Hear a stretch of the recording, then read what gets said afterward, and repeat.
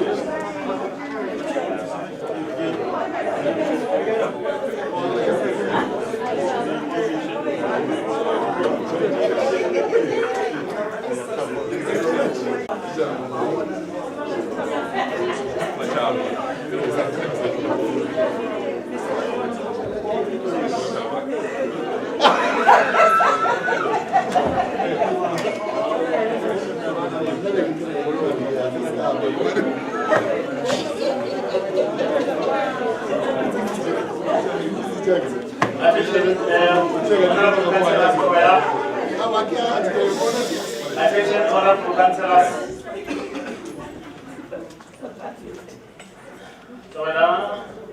Good morning. May we kindly invite the EFF as well to come in so that we start.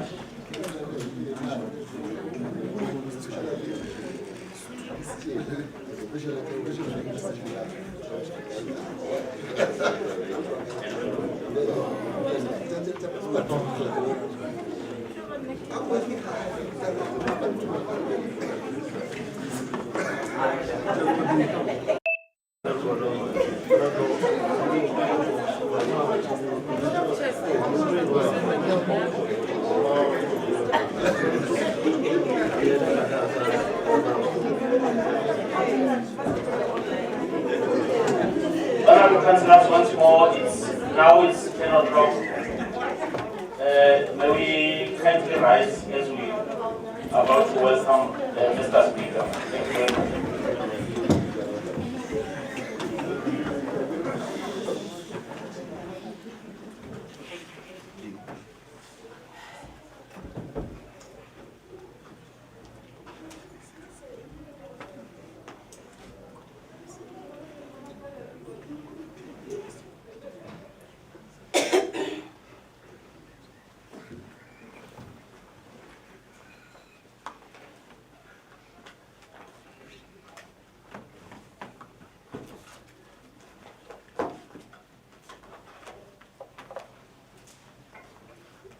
Thank you very much.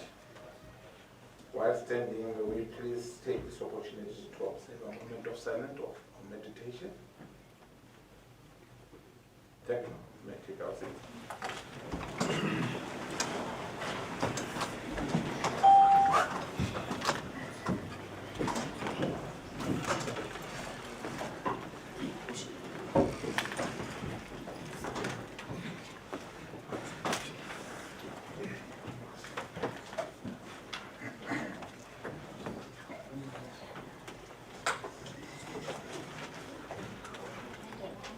Honorable councillors, and I take this opportunity once more to pay my allegiance to our chief councillor and deputy of Whip of the Council and Chief Whip of the Majority Party, the African National Congress, Councillor Kenny Madiwan, according to his record, will not be with us, of course, in his absence.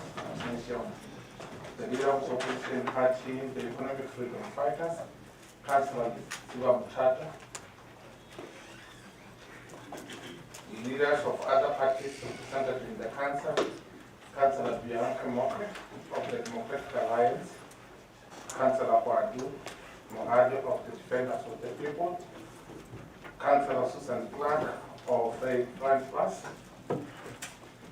Councillor Yoline of the Abantu Party Congress, Chairperson of the Committee of Chairpersons, Councillor Putima Soha, Chairpersons of Council Committees, members of the Mayoral Committee,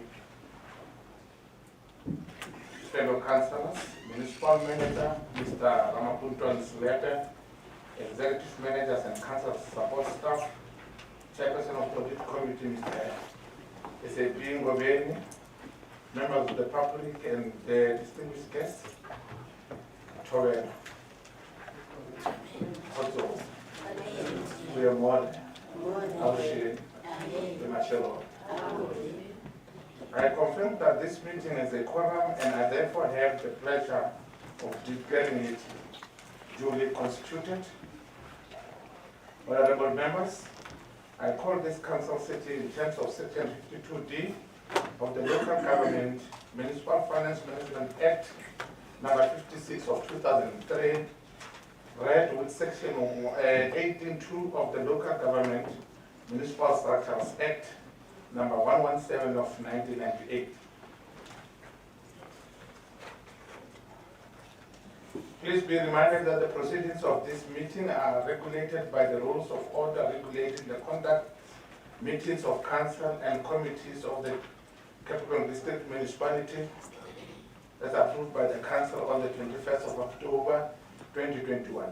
As required by item 15.4 of the Code of Conduct for Councillors, read with Rule 164 of the Council Rules of Order, we have made all the prescribed reference material available on the Council Microsoft Teams. Furthermore, and on the same platform, we have created a library containing all the local government laws. Honorable members, once again allow me this opportunity to tender my apology to this esteemed council for the technical glitches that led me to not being able to chair the rest of our special council meeting that was scheduled for the 13th of July 2022. I was in transit to attend the National Speakers Forum in the Free State. However, I should have known better and should have taken extra precautionary measures. I thank you for ensuring that the council is not collapsed by resorting to options provided for by the rules of order.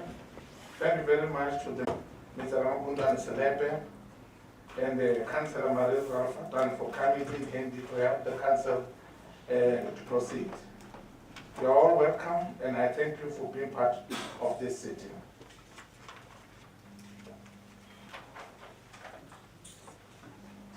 Item number 3, councillors. We are having applications for leave of absence. I have the following before me here. The authority rendered in by Councillor Mpoja Talvisi, as well as Councillor Trainee William Malevan, who's the whip of the council.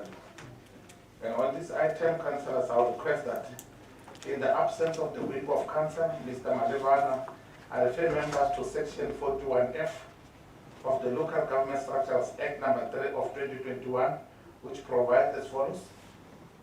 If the whip of the municipal council is absent or not available to perform the functions of whip or during a vacancy, the council must elect another councillor to act as whip.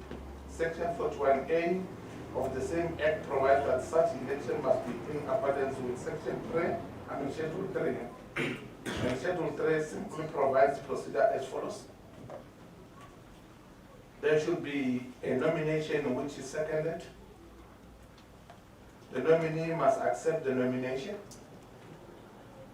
The presiding officer must call for further nomination, and if none, he should declare the nominee duly elected.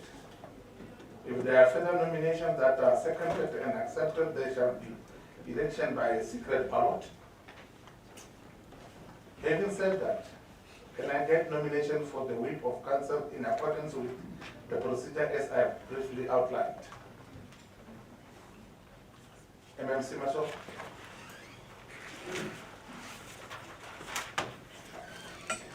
Thank you, Honorable Speaker. In line with Section 41F, as duly read by your good self, I hereby nominate the name of Councillor Mampuru to serve as the whip of council. Thank you very much. Thank you, MMC Masoha. May I check if the nominated name is available? Seconded before that.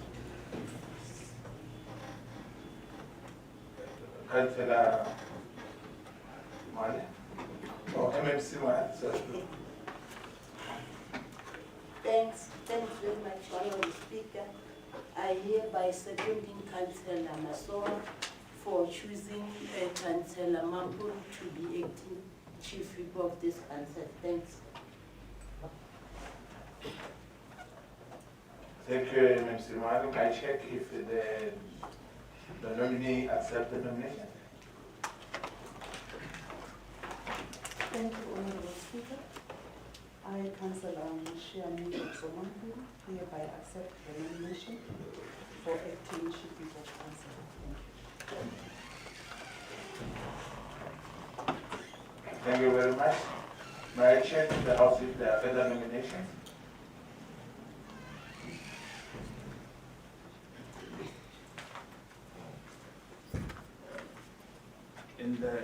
In the absence of any other nomination, may we consider Councillor Mampuru as the chief of this council?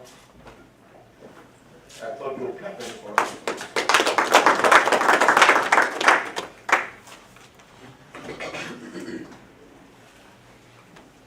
Thank you very much, fellow councillors. On the condolences and congratulations, before me, I have the following. May we together convey our heartfelt condolences to all the members of our councils and staff and our communities who have lost their loved ones since our last meeting. It was held on the 13th of July 2022 with special mention of the following cases. The passing away of our employee, Mr. Daniel Rikozo, who was attached to operations and maintenance and the dependent group satellite office. The passing away of our national poet and author, Mr. John Matera. the passing away of the Deputy Secretary General of the African National Congress, Comrade Yasmin Jesse Duarte, on Sunday, the 17th of July, or passed on the 17th of July 2022, as well as the passing away of the Mayor of Audit Municipality, Councillor Moses Big Moss, also commonly known as Big Moss Mandeka, who has gone down at his home last week. And may we also extend our wishes, a speedy recovery to his son, who was also accompanied on that gruesomely.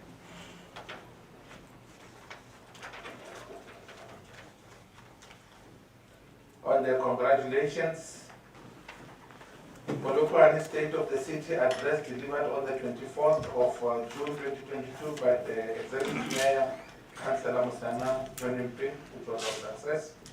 And congratulations against the District 4-in-1 Marathon on the 4th of June 2022 and the Polokwane 4-in-1 Marathon on the 25th of June 2022. Magetsi Football Club from Habu Park in our district, who has won promotion to the National Second Division League, recently renamed Municipal Foundation Championship. Wish them good luck to go all the way to the DSTV Premier League.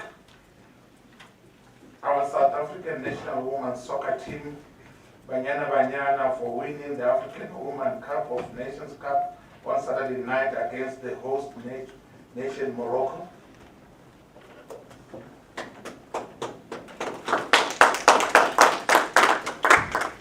I don't think it's enough.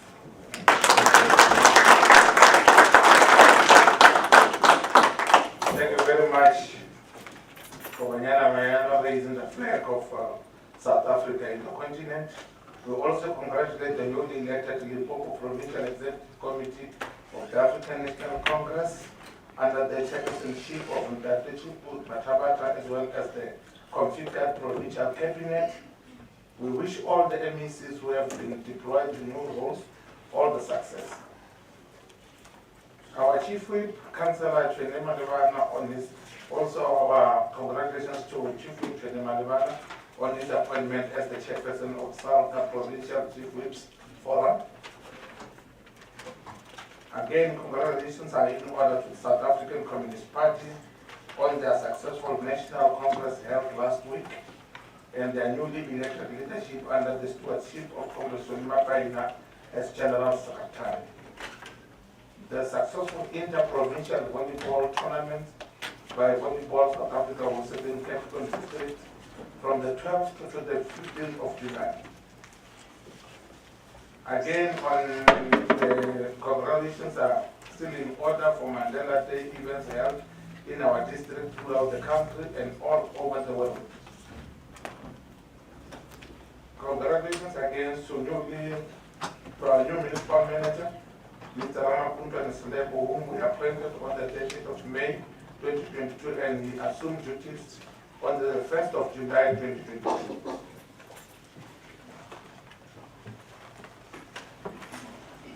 But we still this moment just to allow our newly appointed municipal manager to stand up again, just to get used to his face.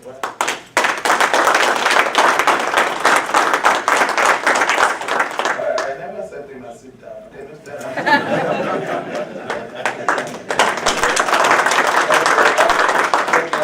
Municipal manager, I was just trying to make sure that you're not confused with anyone here when they meet on assemblies of the capital district office. Thank you very much. Again, the congratulations to also thanks to Ms. Tusonom Gomeni and Ms. Monatello Mashiru, who acted as municipal manager since we came into office between November 2021 and June 2022.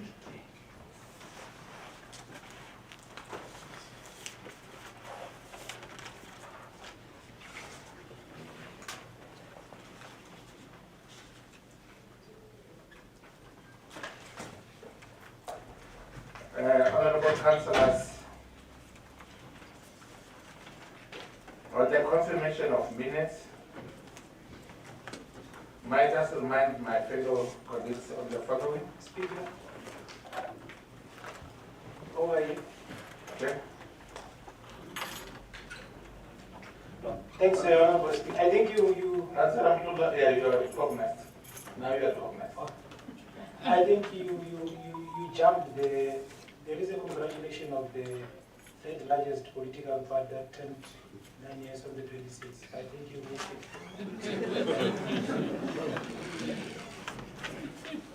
Yeah.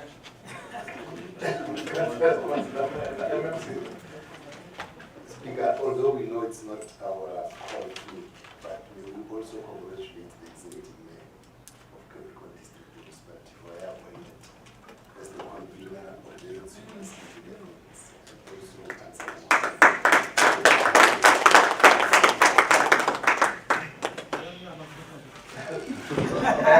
Thank you very much.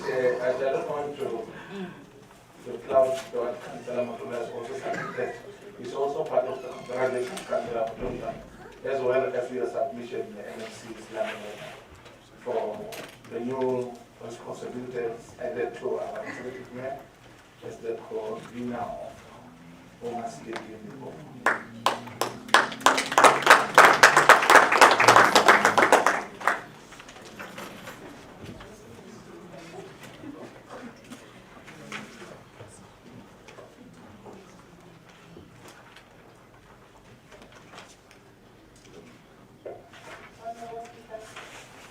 Honorable Councillors, Councillor Shin. Thank you, Speaker, and good morning to yourself and of course, good morning to fellow colleagues. I just want to draw your attention to Rule 220, question of privilege, subsection 1, that a member may without recognition rise on a point of privilege regarding anything that interferes with the normal comfort of the member of or the meeting, such as noise, room temperature, lighting, safety, or anything affecting a member's ability to discharge his or her duties as a member. Honorable Speaker, where we are seated here as the Democratic Alliance, the ceiling just on my left-hand side, it is on the verge of collapsing. So I feel that our safety is being compromised, and I ask that you intervene as the Speaker and assist in that regard. Apart from that, Speaker, I understand that the media personnel is trying to capture the moment, which is of course it's a good thing.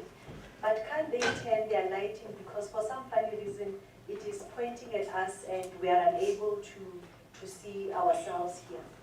It's just, you know, those two that we are requesting. The ceiling that is on the verge of collapsing on top of our heads, and also the lighting that side, in terms of Rule 220 as adopted by this Council. Thank you, Speaker.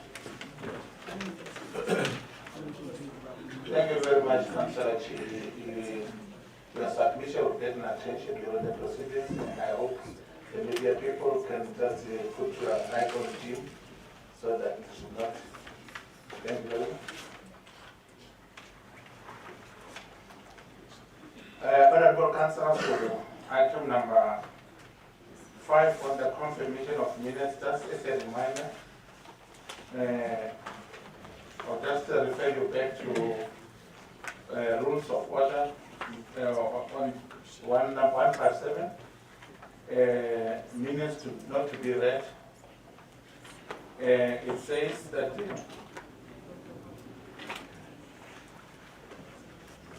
no motion or discussion shall be allowed on the minutes except in connection with the correctness thereof.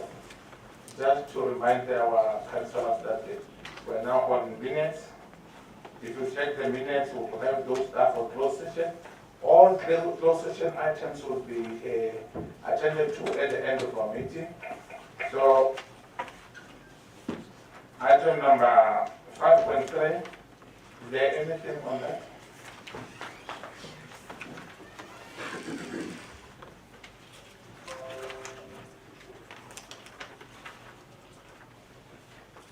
Oh, sorry, on the first one is 5.1, corrections.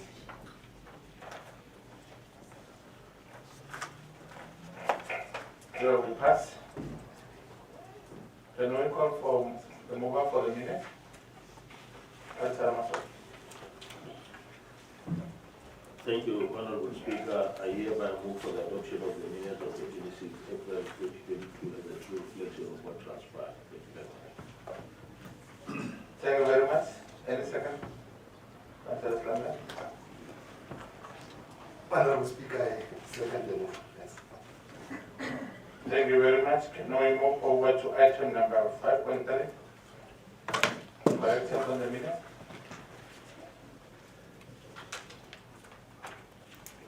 In the absence of none, can we move for the adoption of the minutes? Councillor Mataji? Thanks very much, Honorable Speaker, and good morning to yourself and everybody. I rise to move for the adoption of the minutes.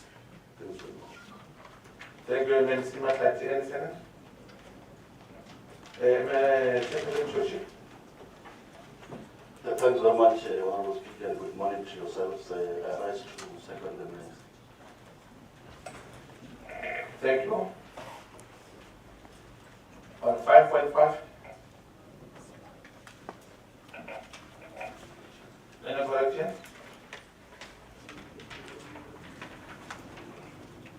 In the absence of none, can I move for the adoption of the minutes? Councillor Mataji, MMC Mataji. Thanks, Honorable Speaker. We again rise to move for the adoption of the minutes. Thanks. Any second? Councillor Makula, MMC Makula. Thank you, Mr. Speaker, and good morning. Seconded. Thank you very much. Thank you very much. Can we move over to status of implementation of council resolution?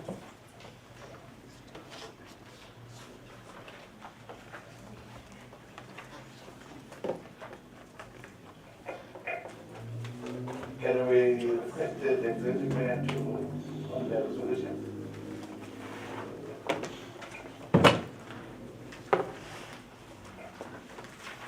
Are there issues around the resolutions of the council? If there are none, then actually. All right, thank you, Speaker. I just want to draw the attention of this Honorable Council to the resolutions on the 30th of April 2019, MPEC Capital Accounts Operational Report. Honorable Speaker, why are we seated with the 2019 resolutions that have not been fully implemented thus far? That's my first question. And then when you read the latest progress, the blacklisting of debtors, where it talks about the blacklisting of debtors, one is of the opinion the blacklisting of debtors, the opinion is still being processed by management. That is what it says.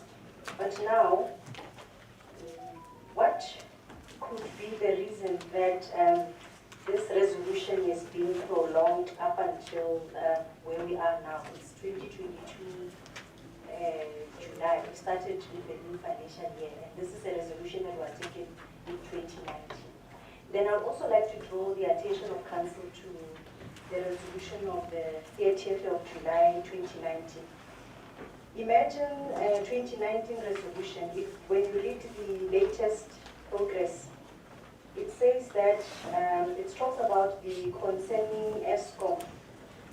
We are being told that a meeting is set with the ESCOM and also the executive mayor for the 1st of August 2022. But my understanding, Honorable Speaker, is that during the strategic session that took place in 2019, it was in preparation for the 19-20 financial year. ESCOM was there. During the 2020-2021 financial year strategic plan, ESCOM was still there. But today, in 2022, when we are approaching 2022, we are already in the 2022-2023 financial year, we are still being told of an ESCOM meeting between the executive mayor and ESCOM. There's something that is not progressive in terms of our IGR strategy that we are applying as a district municipality. To my understanding is that this ESCOM issue should have been dealt in 2019 or 2020 or 2021. This is the 4th year after that particular resolution has been taken. So how do we now take this council to comfort that indeed this ESCOM issue will be dealt with? And then, Speaker, I hope you will be patient with me because it's a large number of resolutions, but I'll just try to be quick, to be within time. But of course, the powers lies with you to can allow me to finish. Speaker, then I'll take you to resolution of 30 October 2019, where it talks about M-score on asset system not being implemented to its entirety. We are being told that there's still to do a test on the system.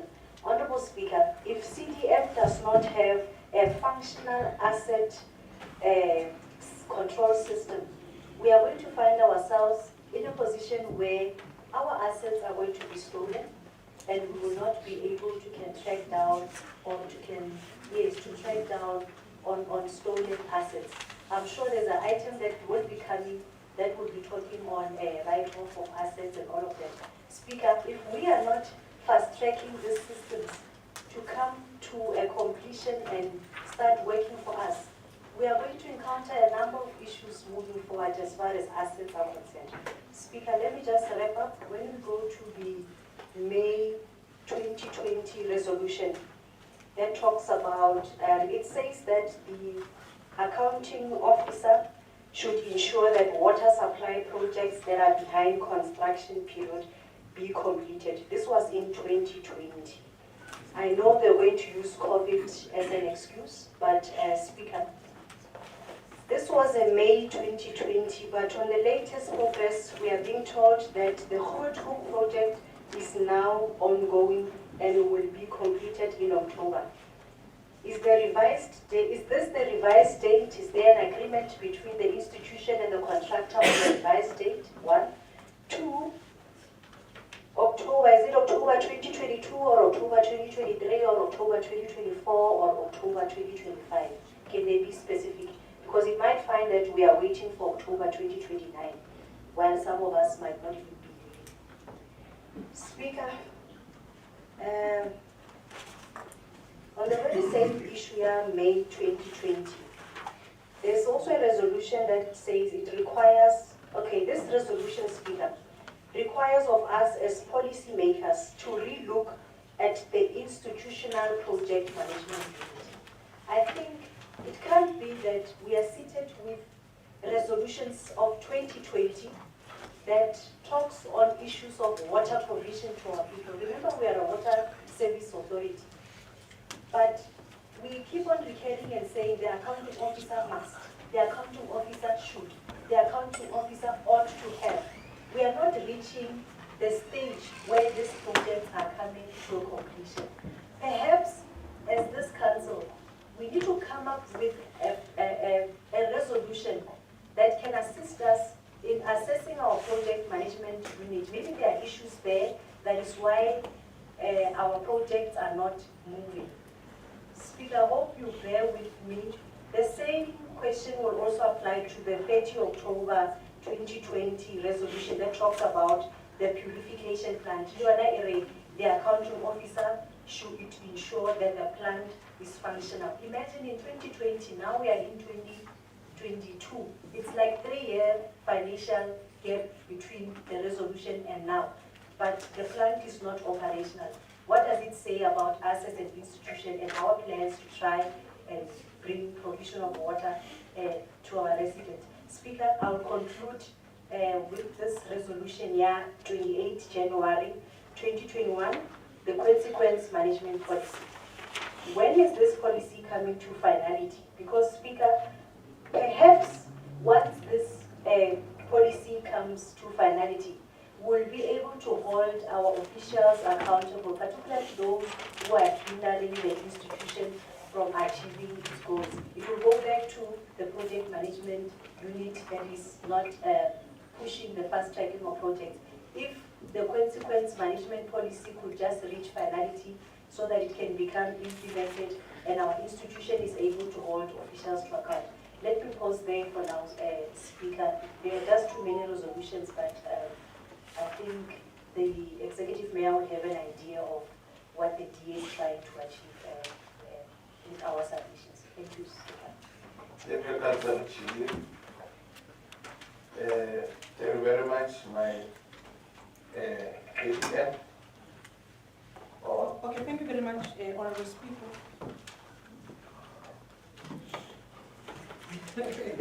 My apologies.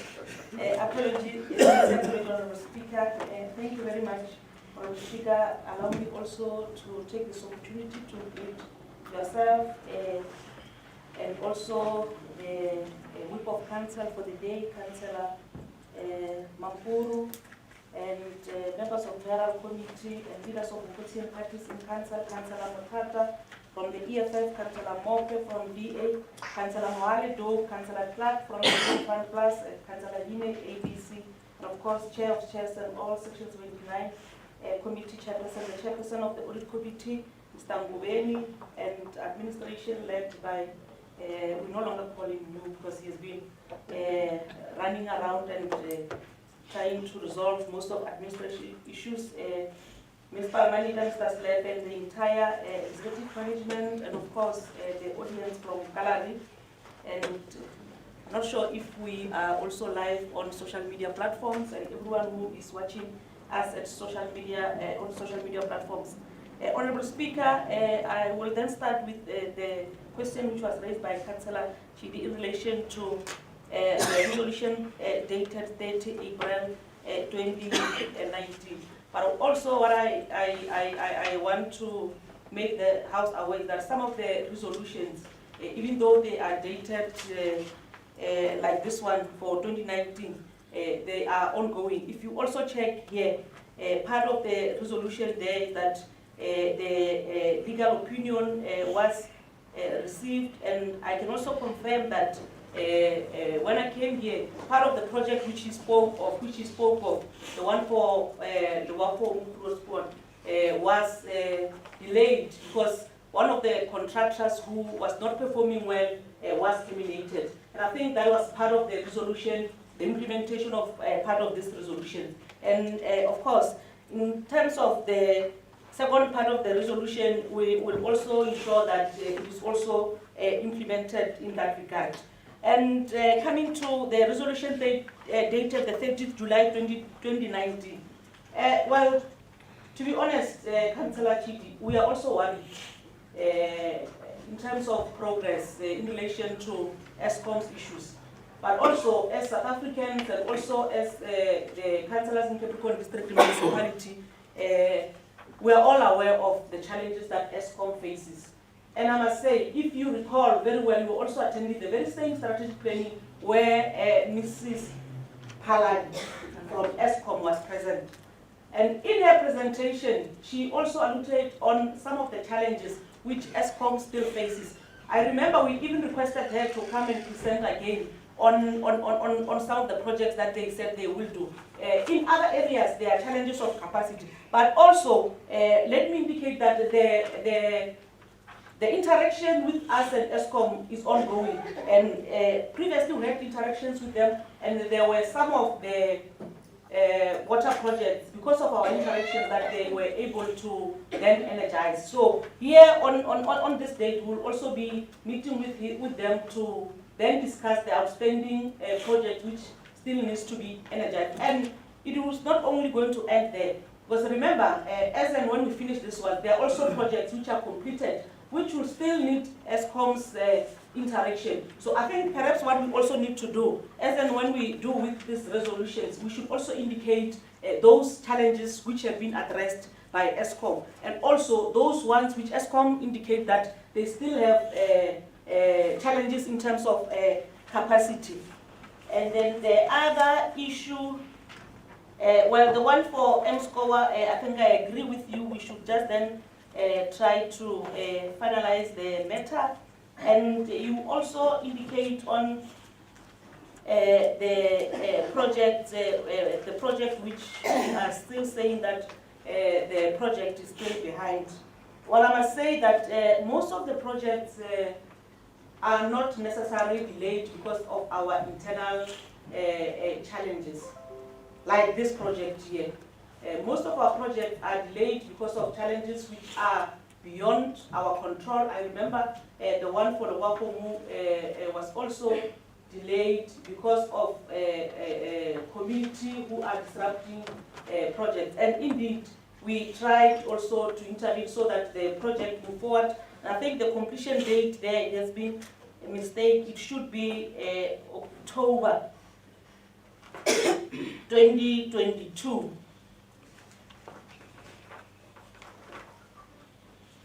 Okay, I'm just trying to verify. The one for Wapomu Zone B, yes, the one for the Wapomu is going to be completed by end of October 2022.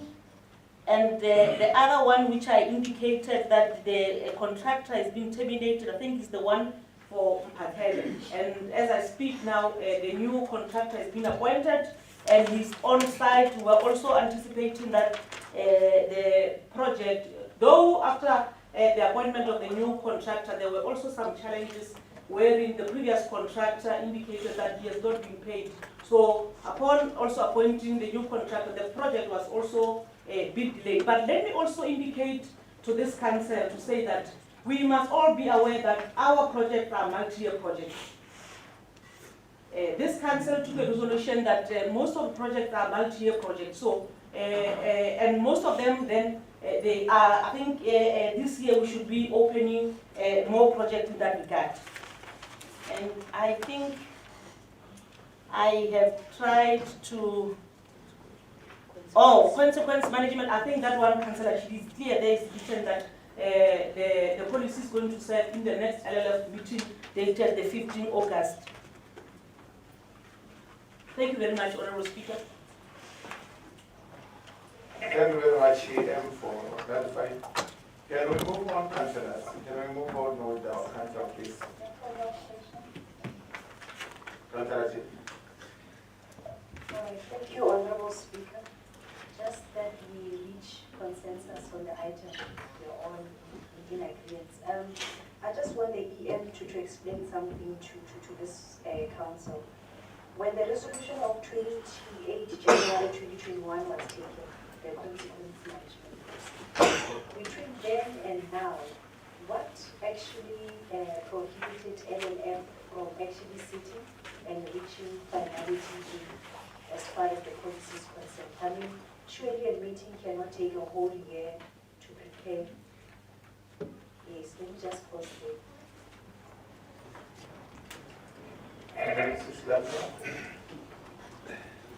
Thanks, Honorable Speaker. Let me indicate that a policy is a process and requires that we engage all other stakeholders. The consequence management policy said in the LLF, but it was referred back to the basic conditions so that other issues that were raised there that we felt that needed to be threshed on by all stakeholders had to be done. That's why it was then referred back to basic conditions, and they have then dealt with all those other issues. And that's why we are now confident that it's coming back to the LLF, knowing very well that all relevant stakeholders have dealt with those issues. It's not just, when we deal with a policy, it's not just that we just do it in a day. There are consultations that take place, there are inputs that come from all relevant stakeholders until it goes to the LLF, so that by the time it passes the LLF and it comes to council, we know that all relevant stakeholders have been consulted, and when we take a decision as council, it will be a final decision. Thanks very much. Thank you very much.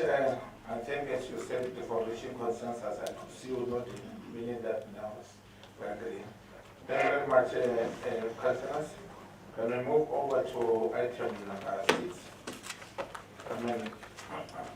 Item number 7, consideration of reports.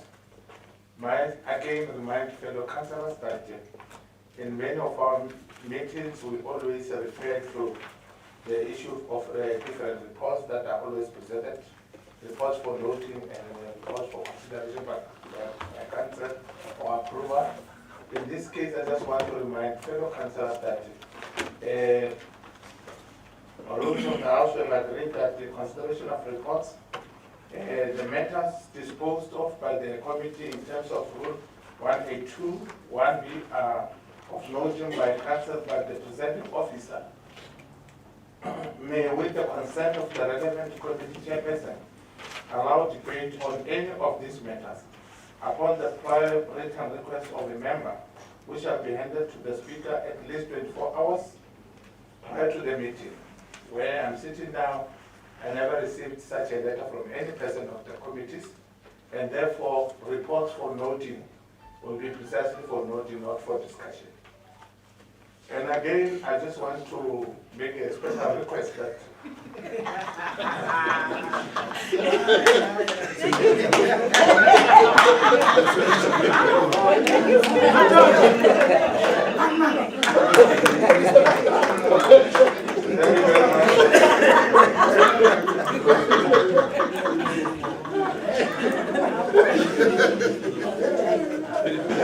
thank you very much, councillors. And therefore, I would request that those who are doing the presentations at the committees must be very clear if the report is for notice or is for approval.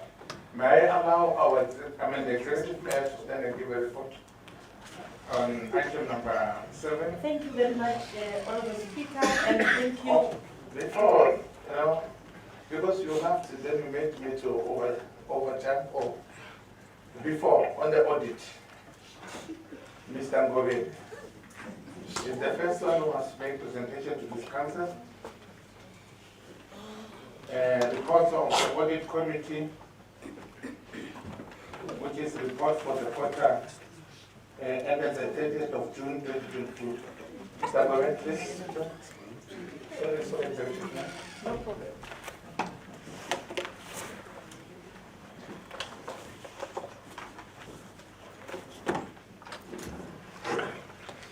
Honorable Speaker, allow me to appreciate the opportunity and express our best before council, and also greet the Honorable Executive Mayor Worship together with the Mayor Committee and the whip of Honorable council. Speaker, I'm sorry to interject. I'm calling order. We cannot hear the presentation at the back. Can we just ask for the voice to amplify into the mic, please? It's not working. Okay. All right. Thank you so very much, Honorable Speaker. Councillor Moge, can you hear me now? All right. Can you hear me now? All right. No, thank you so very much, and apologies for that. Let me start again, Honorable Speaker, and greet you as the chair of this August House. And from there, I'll greet the Honorable Executive Mayor together with the Mayoral Committee and the whip of council for today. I also greet her, the chairperson of MPEC, my colleague, my partner. I would like to greet you together with the MPEC committee. Let me, without waste of time, Honorable Speaker, and acknowledge all the councillors that are in this room today, and also acknowledge the municipal manager with their team in this council meeting. It is an honor and a privilege to stand before council and present the audit committee report. The report is for the quarter that has just passed, and is titled the 18th of July. With your permission, Honorable Speaker, I will go into the details. I won't presume as read, because it's a report for council, and we are a committee of council. If you go to section 1, the purpose of this report is to update council on the 2 meetings that happened in June and July. Why 2 meetings, Honorable Speaker? The first meeting in June was to consider the governance documents together with the internal audit plan. Internal audit must start with their plan from the 1st of July, so we have to approve that plan before the end of June. It is in that presentation that I'm saying on section 2, Honorable Speaker, that the audit committee would like to give an assurance to this council that we are complying with the audit committee charter as approved by council, together with the section 166 of the MFMA. And we expect less from the AG in terms of their assessment of us, as we are also subjected to being assessed. Chair, on section 3, it deals with the attendance of our meetings. It's very important for us, Honorable Speaker, to brief Council on the attendance of our members for the meetings. Why so? You appointed a collective of members. So collective inputs into the report is very important. As you can see, the 2 meetings were held June and July, and the attendance is 100% with the exception of 1 member who had an emergency on the 2nd meeting. So there is no issue there. And it's a requirement that the municipal manager, whoever is occupying that position, should be in our meeting. And the attendance of management and their participation is also good. Chair, on the next page, which is page 62 at the bottom, those are the matters that I'm flagging for Council for today. If you look at paragraph 4.1, it deals with the appointment of the municipal manager. The team audit committee would like to acknowledge the appointment of the municipal manager and congratulate Council for that appointment. And what we assure the municipal manager is our support, and the message and the mandate is clear, Chair. It's clean audit, and he knows that. On 4.2, Chair, this I'm preempting the MMC Finance presentation. The audit committee had to consider the audit committee charter. Why do we consider the audit committee charter, Chair? This is a legislative requirement that we must review our audit committee charter, which is an agreement between the audit committee and Council in unpacking what's expected of section 166. We have reviewed it. It has always been approved by Council, and we have reviewed it. We sponsored few amendments. Chair. They are already in the pack, but let me unpack them a bit. The first amendment will then relate to the 4P Act, the protection of personal information. Why so? The reason why that has to be inserted, and it's also inserted in the internal audit charter, it's on 2 fronts. We are dealing with personal information as the audit committee. So we need to be very sensitive on how we deal with personal information. That's number 1. Number 2, it's also highlighting that the municipal manager can't hide behind 4P Act by not submitting reports in the main. And so it addresses those 2 risks. That's why you see it inserted. It's very important, Chair, when you also review the policies of Council going forward to accommodate that. That would be my recommendation, Chair. The second very important amendment is our interaction with MPEG.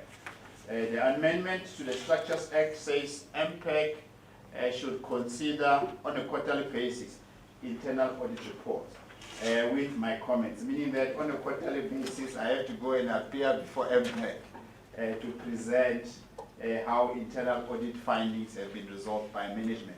It would then address the concern that was raised by Council in the previous Council, and the Executive Mayor made a commitment, and I've got a positive report on how we are moving towards that, Chair. We then amplify the issues in and around the resignation of members. We are appointed by Council, and that resignation has to be processed. That will be found in paragraph 5.5. And once more we made it clear our interaction with AG as an assurance provider. You will see going forward, Honorable Speaker, our report that reflects how we are engaging with AG on a quarterly basis as part of the combined assurance framework. That's also in the pack of Council to be considered later.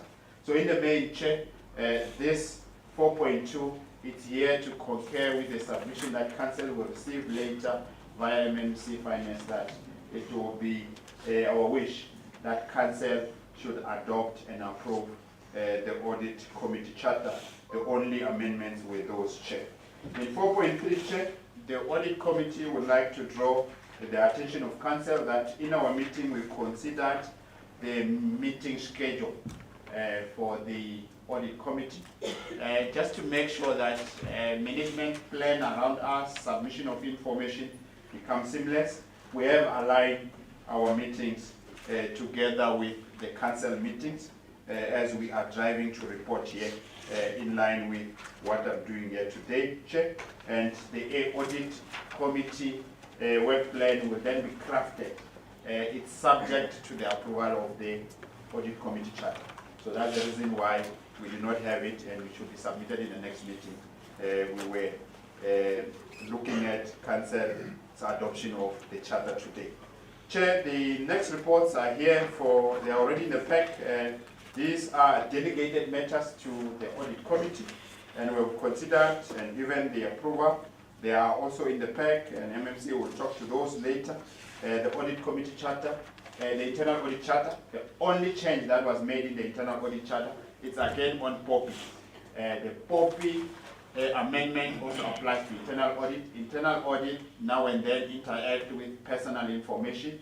They need to be very sensitive and treat that information in line with the legislation.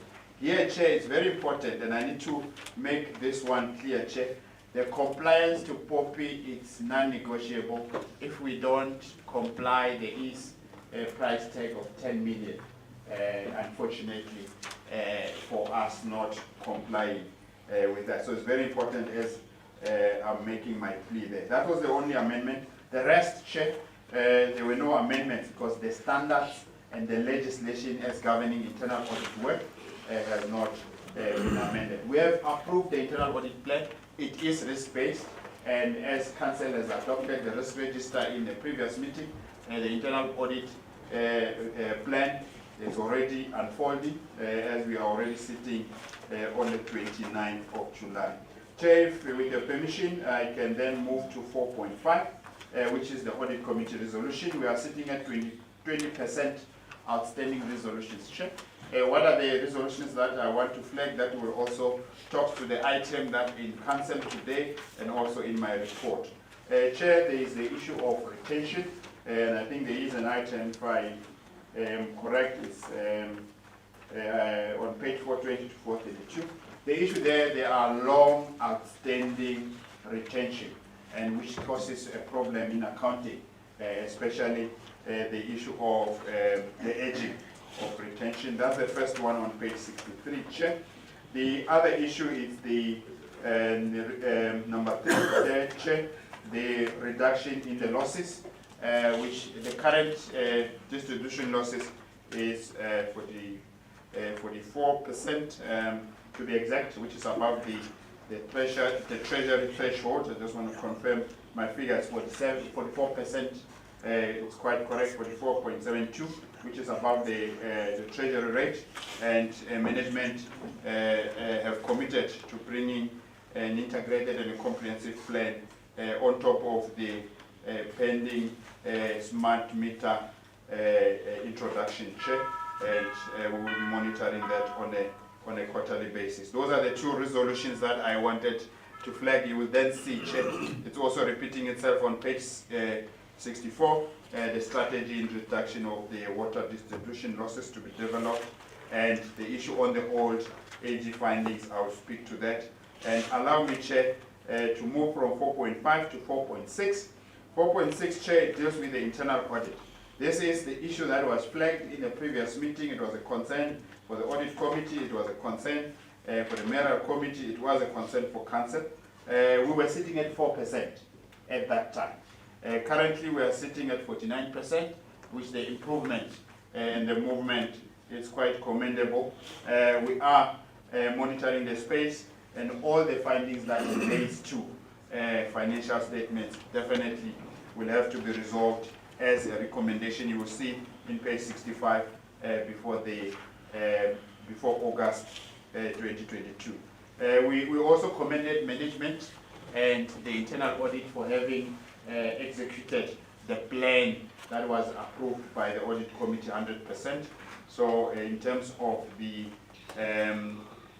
productivity there, it's at 100% of internal audit, and the only issue that we're still working with management is the addressing of the outstanding findings. As I said, Chair, moving from 4% to 49%, 45% movement. I think that is worth acknowledging and noting. Chair, in terms of the AG action plan, not much of a good news to report. We were sitting at 0 or 5 in the previous quarter. We're still sitting there. These findings are a matter for debate and discussion before the 15th of August between the audit committee and management, and meaning that the expectation really here is that all this must be resolved by the 15th of August. It's non-negotiable, Chair. That's where I'm going to leave it. We have considered the interim financial statement.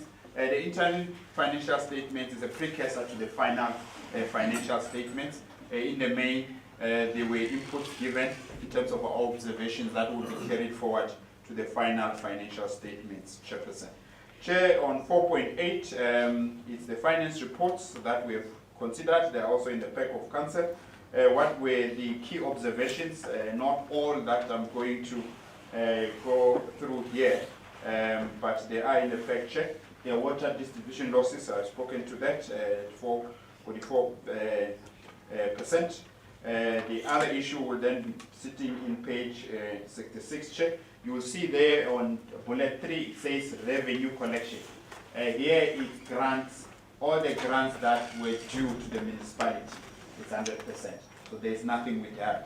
That's why you see it sitting at 100%. There are other municipalities in the country and in the province where grants are withheld for things that are not going according to plan. I think the last area that is still an issue between us and management is the issue of debtors. We know that our municipalities are sitting with our money, and that balance has increased from 483 to 582 in the current year. We are monitoring that space, and management knows that amongst the issues that we would like resolved is this money over there, and impact is also clear on that as well. On 4.9, this is the annual year-end process. We are in August next month.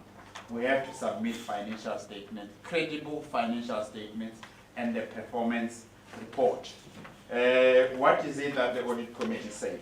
One, the issue that we don't have the CFO at the moment, which is the process that is currently running, it's a known fact.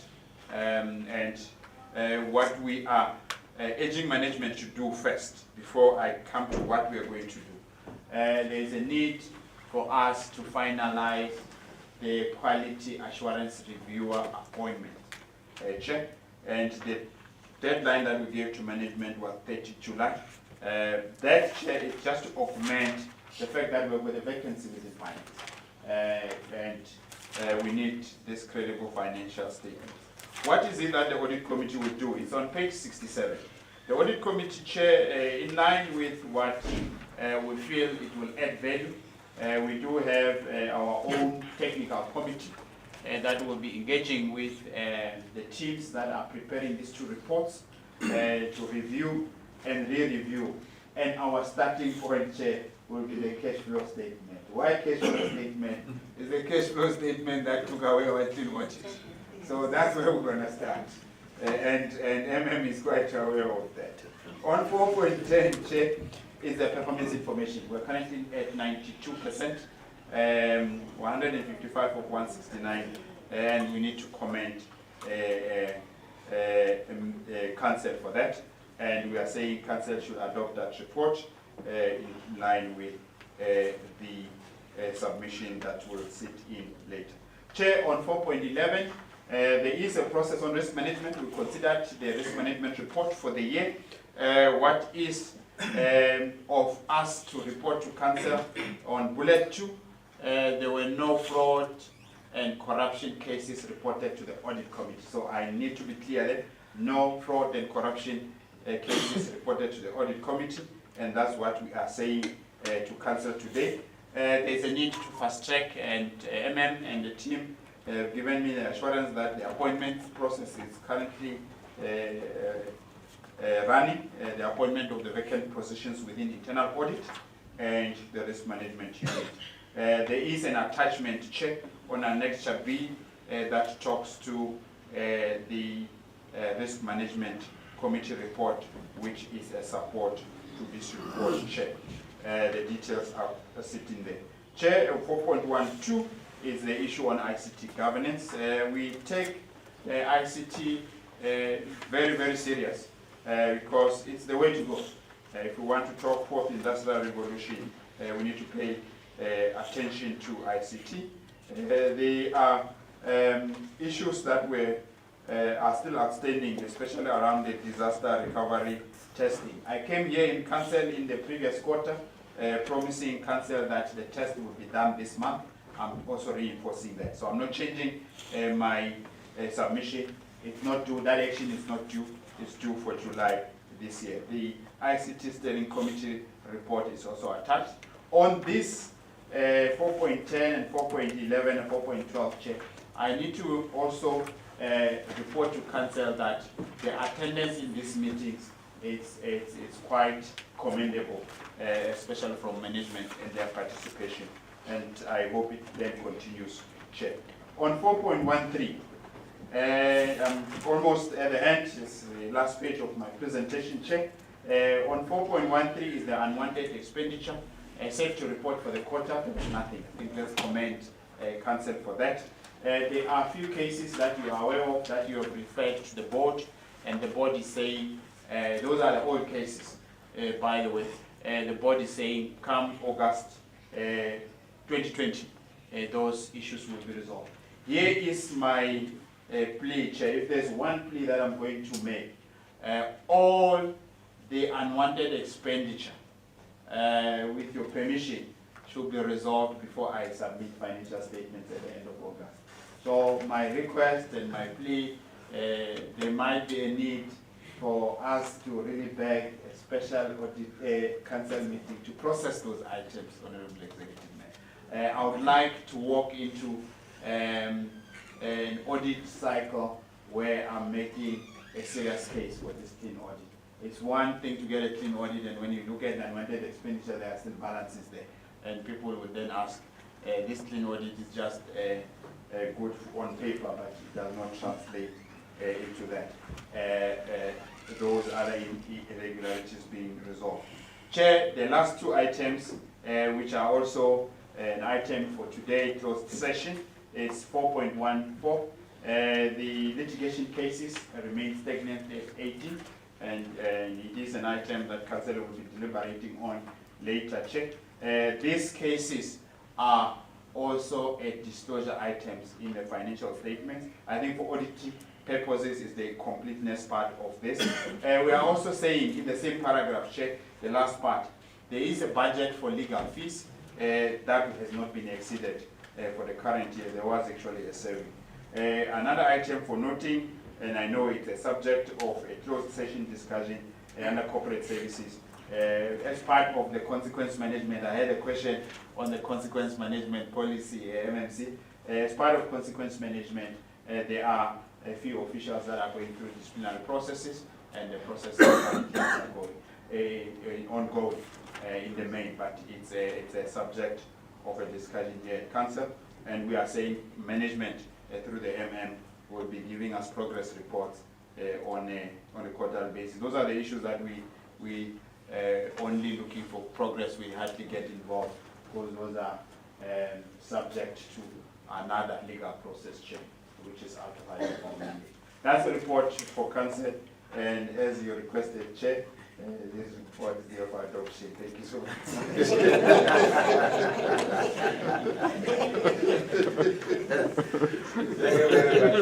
very much, Mr.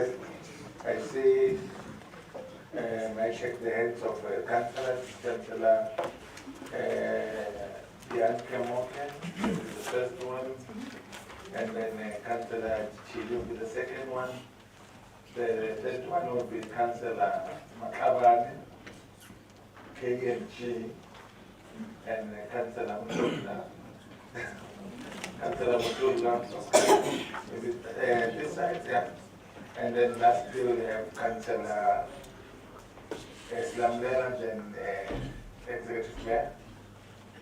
MMC, you are going to be second last. In that order, Councillor Bianca Moto. Thank you, Honourable Speaker, and good morning to my fellow colleagues. I've got a few issues or few questions on the audit report or the audit committee report.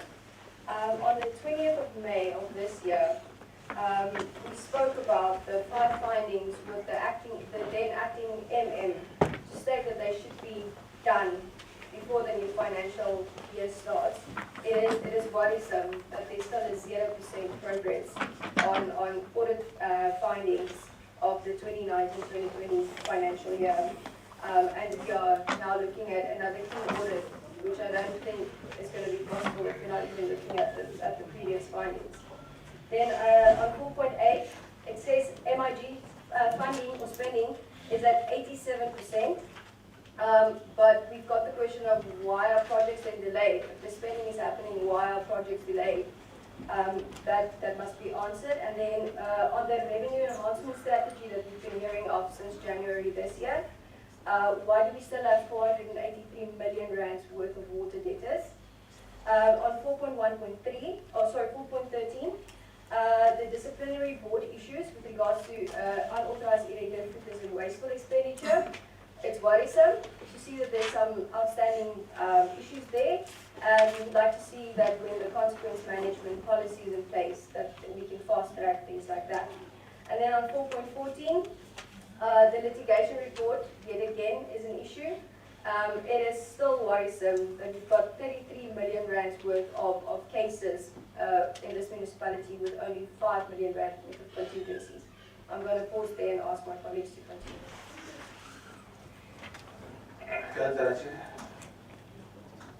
Thank you, Honourable Speaker. Just to supplement what my focus leader has just said. I'll be touching on point 4.6 and 4.11. With 4.6, your internal audit progress report.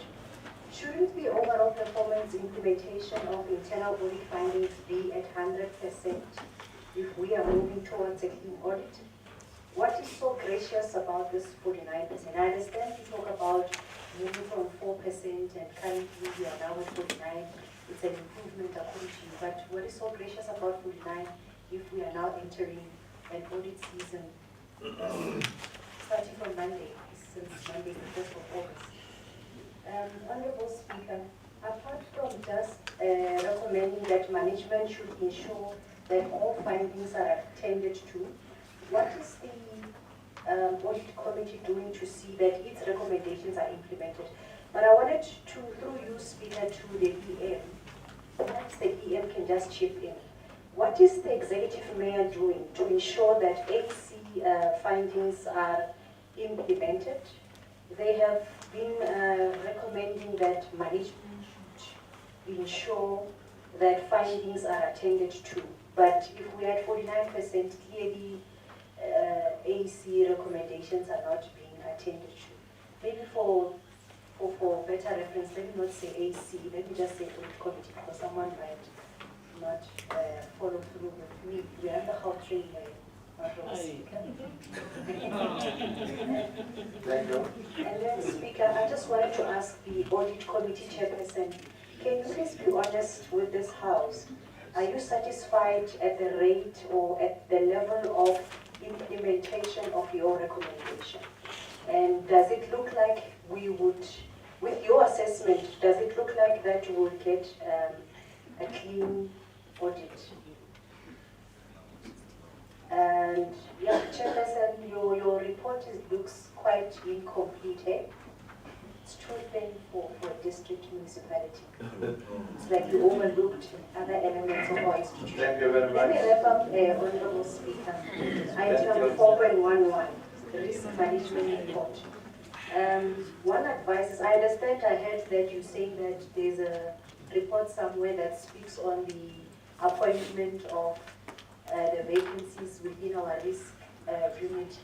As the Democratic Alliance, we fully support that, and we hope that you can speedify that, because if our risk unit is compromised, a lot of issues will come by. There's an item coming, 7.12, that talks about the writing off of equipment, stolen computers in our vicinity.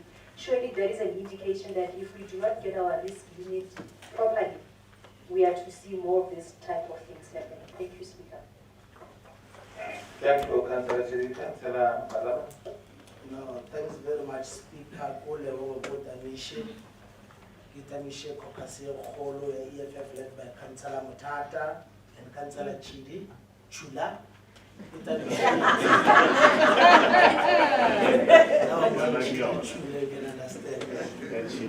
Kitamishe Madelo Kabuka, Asiti Moyakanta Telan, Lahatiabo. Now, as the EFF Speaker, we note and commend almost 100% attendance of the committee. It shows what indeed Ebahono attended the meeting, they know what they are doing. Secondly, we know that there are still 11 outstanding issues which they need to be dealt with. We are saying they must push it as long as they are. But then we are having a concern in the resolution taken back in 2019, they were not implemented. And I mean to say, the chairperson of the committee only but then nevertheless, we say Sanjuba make a show or affairs in our why, but it's because of some of the members in the house that are not privy to the resolution, PJ 2019. So it will be prudent enough for the chairperson to say now. Why? What's the delay? What encouraged the delay? Thanks very much. Thank you, Councillor. Councillor Troy. Thanks, Honorable Speaker, and greetings to the Executive Mayor and the leadership of the Council. As the EFF have already noted the report, mine, I just wanted clarity on the chairperson. I heard you spoke of the report going to MPEC. If you can clarify, but if it is going to MPEC, you are going to start to report MPEC quarterly. Then we'll then request to the executive mayor that, which means each quarter will have to go to a waiting session to unpack the report. The chairperson understand. That is a problem when we start to do the work. The chairperson understands. He speaks. That's why we must pay attention to details when they unpack the report. He says this thing is it's something new that is coming to be added in the work of the MP. Then I'm saying he must confirm. If he confirms that the report quarterly will be going to MPEC, I'm then saying now, pleading with the council that it's a new responsibility that the MPEC will start to scrutinize these reports quarterly. Therefore, we are requesting that the executive mayor must take it into consideration and assist the MPEC in making sure that they've got time to unpack this report. Simple as that. We don't want anything. We are noting the report. Can you clap and for that?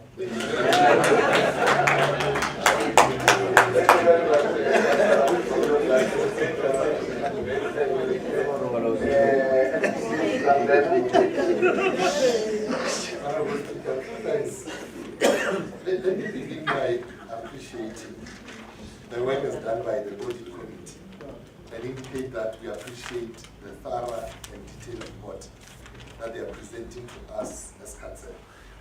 And we also appreciate that you have been brutal and honest with us on areas that we need to improve on. We are noting, Chairperson, that we were in a position to address some findings for 18-19 and we are at 95%. And we are also noting, with concern like you are, of the 0% of the audit findings for 1920. And we hope that, like we indicated, we'll be hard at work to ensure that before we finalize our AFS and everything, we are somewhere in this August. But we also want to appreciate, Chairperson, the fact that you are taking into consideration that what cost us our clean audit was the cash flow statement. And the fact that you are saying that you are going to put more effort on that one, it gives us at least some comfort to say that we have got a team of men and women that are actually very clear on what they are supposed to do. We appreciate management, Chairperson and Honorable Speaker, for actually ensuring that we continuously comply to to the effect that we don't have a challenge in terms of getting all the grants that we are supposed to get. And we also making an appeal to management to continue doing that so that we are not like other institutions. We are not comfortable, Chairperson, we need to be honest, that we're able to move from 4 to 49. We'll be honest with this parliament and the speaker, that we must address all these challenges, all these findings, because they are an impediment to us continuing to be that home of excellence, and we want to continue being that home of excellence. But we also appreciate the internal management for actually ensuring that they were able to deal with the audit plan, internal audit plan, 100%. But we are also having a serious challenge that we believe that municipal manager and the team, with us as the mayoral committee led by the executive mayor, will need to actually ensure that the issue of distribution losses is taken serious, because it's cause for concern for us. We are losing a lot of money there. When we lose that money, those waters there, it can't be correct that we are at 44%. We need to do something on this one, and as we move towards ensuring that we implement our work for this financial year, there's a need for us to ensure that we also pay more focus on this one. Thanks very much, Chairperson. Thank you. Thank you very much, Honourable Speaker, and greeting to the House once again. In addition to what MMC Slamulela has just said here, let me also appreciate the commitment shown by the Audit Committee, Chairperson and the Audit Committee, and let me also appreciate the report, the comprehensive and informative report which has been presented by Mr. Mubeni, which time and again this report is allowing us, particularly as the executive authority, to ensure that we do serious reflection on progress made. And let me also indicate that, Honourable Speaker, and of course the Chairperson of Audit Committee, we are also worried, particularly in terms of the implementation of the Auditor General SA action plan. So far we're still at 0%.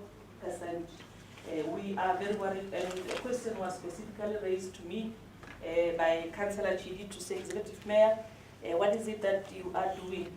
I would also like to make reference to the previous council wherein the Chairperson of the Audit Committee was presenting, particularly on the resolution resolution of the or implementation of the findings by the internal audit. In that council, we also made commitment that will ensure that indeed management would implement most of the findings by the internal audit. And hence here, though we acknowledge that the 49% is not enough, but from the previous council meeting where the audit committee presented, we ensured that in each and every mayoral committee meeting, the report, particularly on progress, serves in the mayoral committee. And though the progress, we're not happy with it, but at least it's something. We're also going to ensure that the recommendations of the audit committee here, we will then monitor that management implement all recommendations of the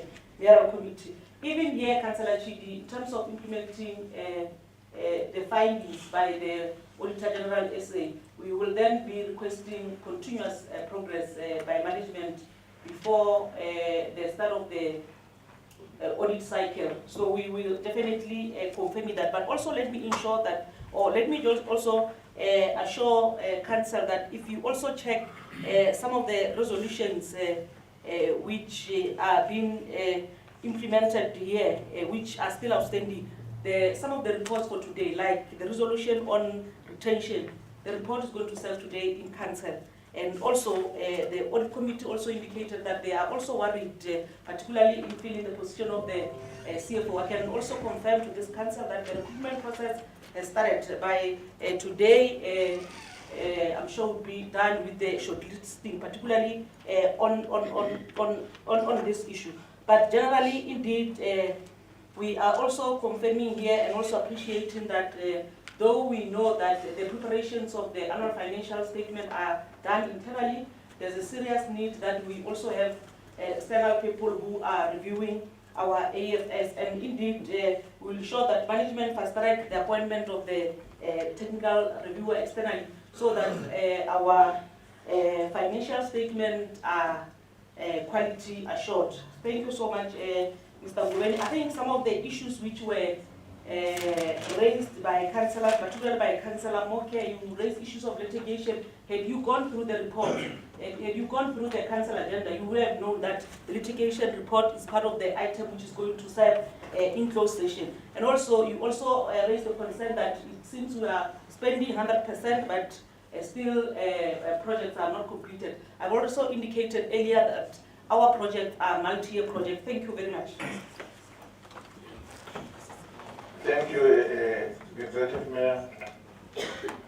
Can I allow the chairperson? Lastly, I also note what Councillor Botola has raised to say that now that they, as an added responsibility on them, perhaps council, not executive mayor, perhaps council must in future ensure that MPEG have more resources to be able to deal with some of the issues. I know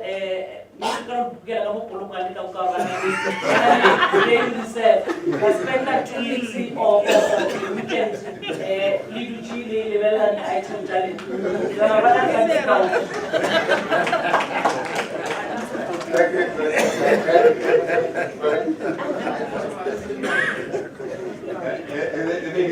Thank you so very much, Honorable Speaker, and thank you so very much, Honorable Councillors, for the questions. Let me start exactly where the Executive Mayor ended. Yes, it is a new amendment, and it's meant to enhance oversight, and it's also going to address the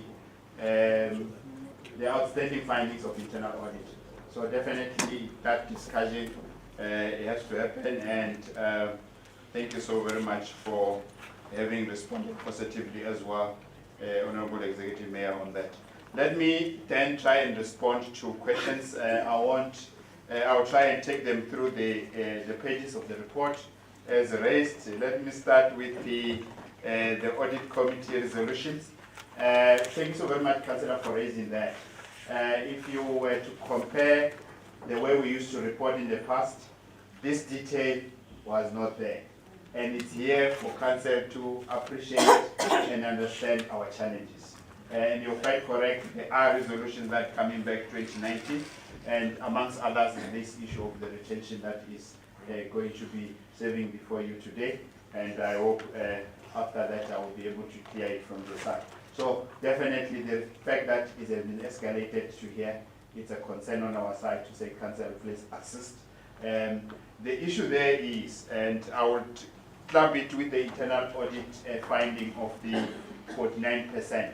I think I was very, very careful in presenting that. I said I acknowledge, not comment.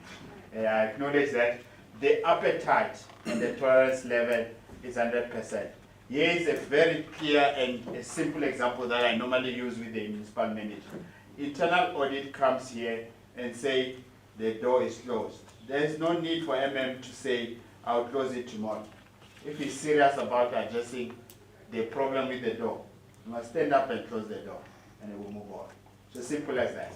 So the appetite and the tolerance level is 100%. So you're quite correct. And what does it say?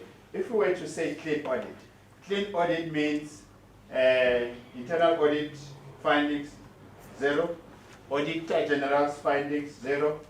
Audit Committee resolution, 0. So that's what it means. Other than that, we can get a clean audit, and people will still find questions within our clean audit. I'm not going to even quote the other challenges that comes with other clean audits that we've seen in other areas. Chair, if I were to go to the AG action plan, I think concern as we articulated.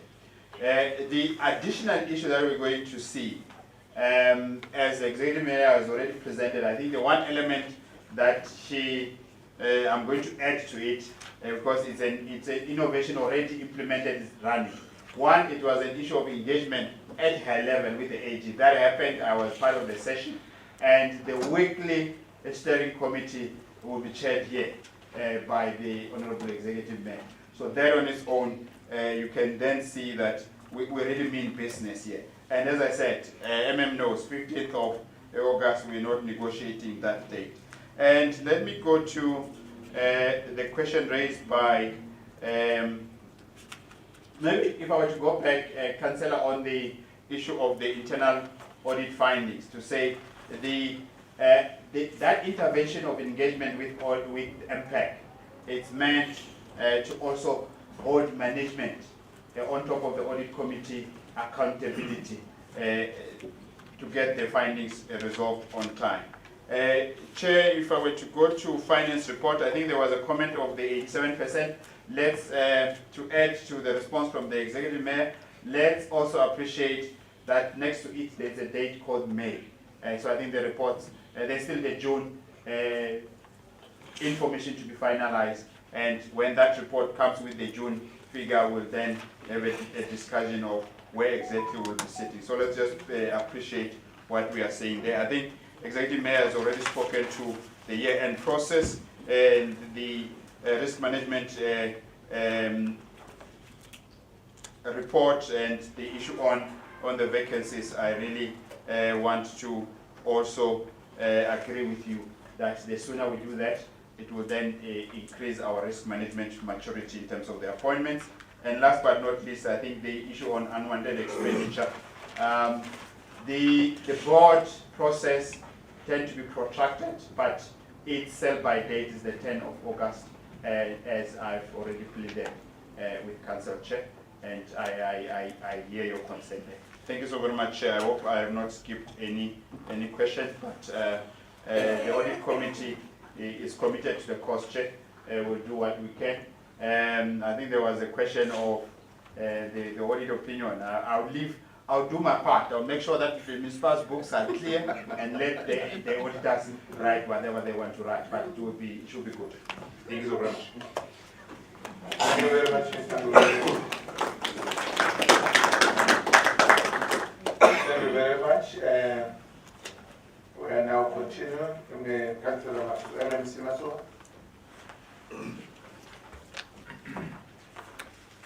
Chairperson, Speaker, let me take this opportunity to appreciate the time given and further appreciate the good work that has been done by the Chairperson of the Audit Committee, Mr. Ngubeni, and with the presentation that has been made and the instruction that you gave at the beginning of this meeting. You said we need to put it on record that this is for adoption or just for noting. And Mr. Ngubeni made it very clear that this matter is for adoption. And I hereby appreciate and acknowledge the good work that has been done, and therefore move for the adoption of the report with the clear comments that has been made by all of us here and cemented by the executive mayor in ensuring that we are able to put our records here and respond to all matters that has been raised by the audit committee. Thank you very much, Chairperson. Thank you very much, MMC Masuha. The presentation of the report presented by Audit Committee led by Mr. Ngubeni. It is for adoption. Great. Thank you very much. Can we now move over to item number? Oh, you are busy, Mr. Thanks so much. And now we move over to item number 7.2. Now the executive mayor.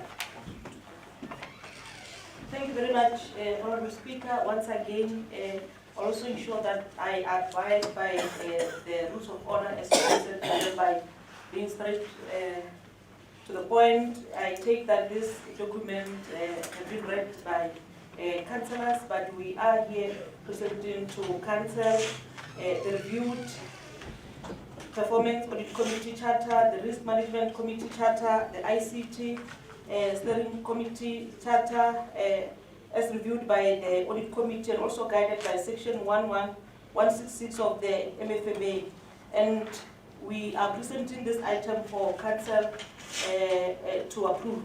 And we're also, in addition to that, presenting to council the review of the internal audit charter, internal audit methodology as attached, combined assurance framework, and also quality assurance and improvement program, and the 3-year rolling internal audit committee and annual coverage plan for 2022-2023 financial year is attached. The Honorable Speaker, I'm not going to go through the amendment as the chairperson of the audit committee was able to take members through the amendment. So we are saying that for the charters, we are requesting council to approve, but also council to note the internal audit committee charters as attached. Thank you very much.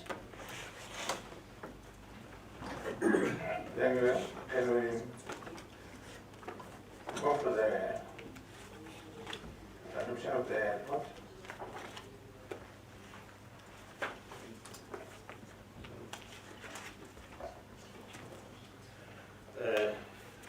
Thank you, Honorable Speaker, and thanks for the report as presented by the Executive Mayor.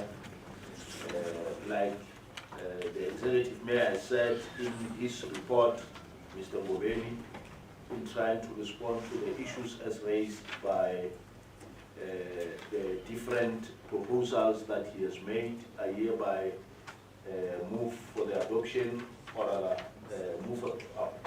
support the Executive Mayor in moving for the adoption of the charter and the noting of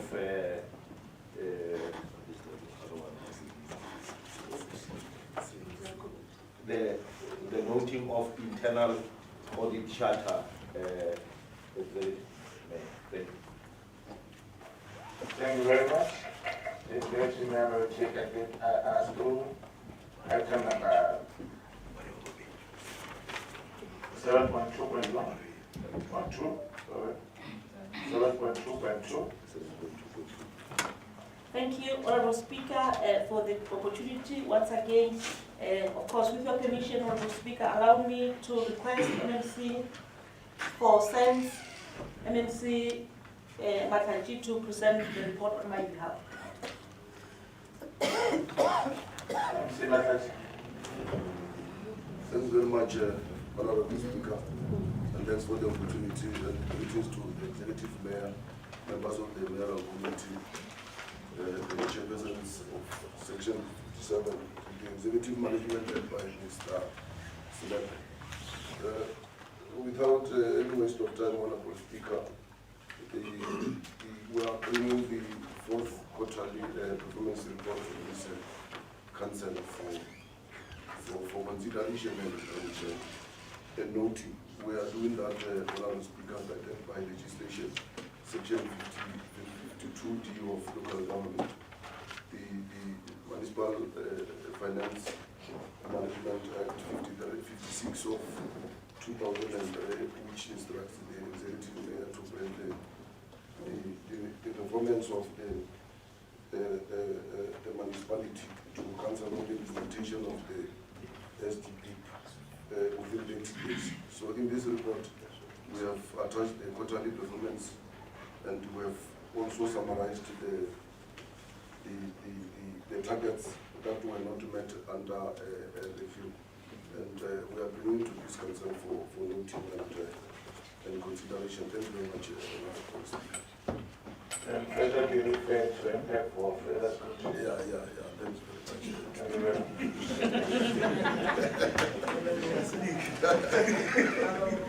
Thank you. Can we have a second to the submission? Councillor Chairperson, Councillor Pupulu. Thank you very much, Honorable Speaker. Let me greet you and also greet the Executive Mayor, acting of Council, members of Mayoral Committee, Chairs, Section 79 Committee Chairpersons, fellow councillors, and everyone present here. Let me start firstly by applauding different departments for their performance, and also indicate here that I move to second the proposal made by MMC Mahlaji that the organizational performance report for April to June 2022 be considered and referred to MPEC for further scrutiny. Thank you. Thank you. Thank you, Chairperson Rogove. Can I go to item number 7.3? Approve service delivery budget implementation plan. Thank you very much, Honorable Speaker. Once again, with your permission, allow me to then request MMC for SEMS, MMC Mataji to present approved service delivery and budget implementation plan to Council.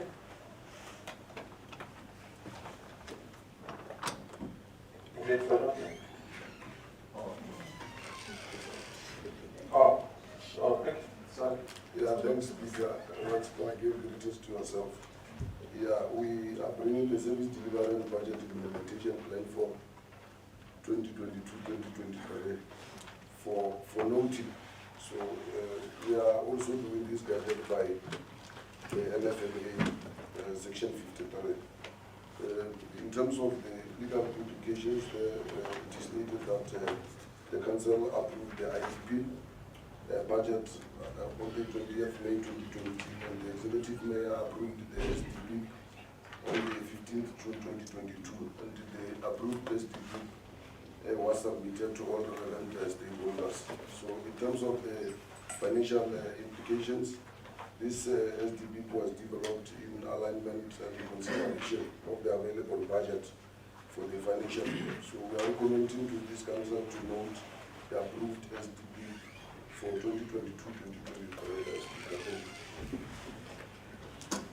Thank you very much. The report is for noting. So the report is noted.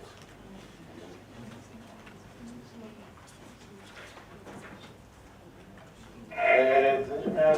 7.4. Thank you very much, Honorable Speaker. With your permission, Honorable Speaker, I will then request that MMC responsible for corporate services in the municipality, Councillor Silamonela, to present the performance agreement of municipal manager and managers directly accountable to the MM to Council. And then the second one would then serve in closed session meeting.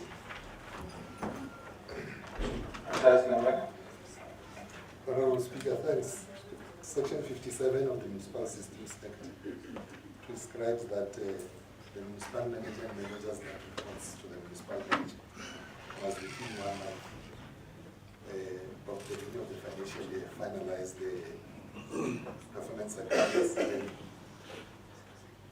The MFMA then dictates that such agreements should then serve in Council.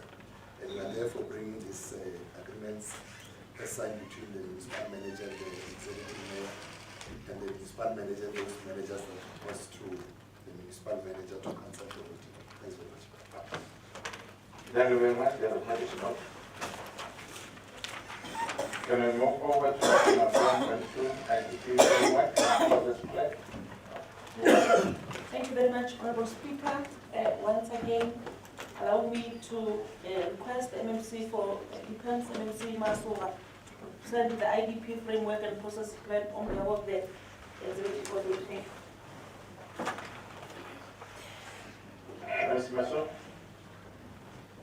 Thank you, Honorable Speaker, and thank you once more to the Executive Mayor for affording me the opportunity to present this process plan. The purpose of the submission is for the Council to consider and approve the 2022-2023 IDP process plan. Section 27 of the Municipal Systems Act, Act number 32 of 2000, gives us an authority to ensure that we put our processes of planning in place. The draft 2022-2023 IDP and budget review framework process plan was presented on the first representative forum, which was held on the 20th July 2022. In terms of the consultation process, this is the process which of course will guide the consultation of different stakeholders. In terms of legal, the 2022-2023 IDP process plan is developed in terms of the Municipal Systems Act, Act number 32, and the Finance Management Act, Act number 56 of 2003. It is for this reason that we are actually making a recommendation to this August House Council to approve the 2022-2023 IDP process plan, which will serve as a guide out on how we are going to make consultation and finally go to the last line of adopting the 2022-2023 budget. Thank you very much, Honorable Speaker. Thank you very much, Mr. Nasrong. In the meantime, we please make an appeal that in attendance register, call a breakdown somewhere amongst the councillors. May we please allow the attendance register to circulate. Yeah, Councillor Swan, the same item presented by MNC Mason, are you engaged in that? Councillor Swan. Thanks, Honorable Speaker, and greetings to our colleagues and our committed officials putting your order. Then I just, as EFF, we adopt the IDP framework and the process plan.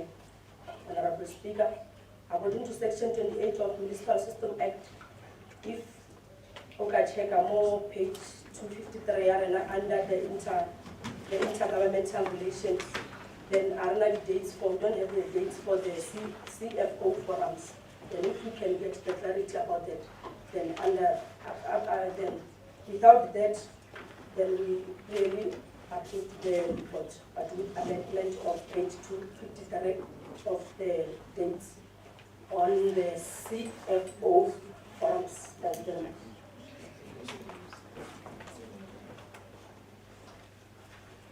Thank you very much. Councillor Bianca. Okay. I just have a question for clarity for the MMC. The Systems Act 32 of 2000, number 28 says adoption of the process. 1. Each municipal council within the prescribed period after the start of its elected term must adopt a process set out in writing to guide the planning, drafting, adoption, and review of its integrated development plan.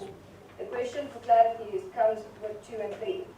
Did the municipality already speak to stakeholders, or are we going to speak to stakeholders after this? Because it says the municipality must go through appropriate mechanisms, processes, and procedures established in terms of Chapter 4, consult the local community before adopting the process. A municipality must give notice to the local community of particulars of the process it intends to follow. So we would like to know, before we adopt this, has this been done in accordance to the law? Thank you very much, MLC. Thank you, Councillor Mote, for the question. If you can check, on the 20th of July, we had the IDP Red Forum, which was, we were able to consult with the different stakeholders. And as a result of that, they gave an assurance that they should definitely be the ones that which, of course, we are expected to deal with. On the district mayors forum, the chief whips forum, the municipal managers forum, we have actually given them the month with a view that we'll finalize those dates once this process has actually been developed, including the very same one which was actually spoken about, that of the CFO spot. Those are some of the days that which, of course, after consultation with all the relevant stakeholders, will be finalizing on that. That will be a work in process in one or the other. Thank you very much. Thank you very much. Then, Chairperson, Thanks very much, Honorable Speaker. Greetings to the Executive Mayor, members of the Mayoral Committee, Chair of Chairs, the Acting Chief Whip, the Municipal Manager in your team, and my fellow colleagues. After the clarity that has been given by the MMC, Datemasoa, I second the move to approve the IDP 2022-2023 IDP Framework Process Plan. Thank you very much, Honorable Speaker. thank you, Chairperson. Can we move Executive Mayor to item number 7.6? Thank you. Review the organizational structure. Thank you very much, Honorable Speaker. On this one again, then I request MMC Silamolela to present the reviewed organizational structure to Council for approval on behalf of the executive arm of Council. Honorable Speaker, let me indicate that we are coming to Council to request Council to approve the reviewed organizational structure.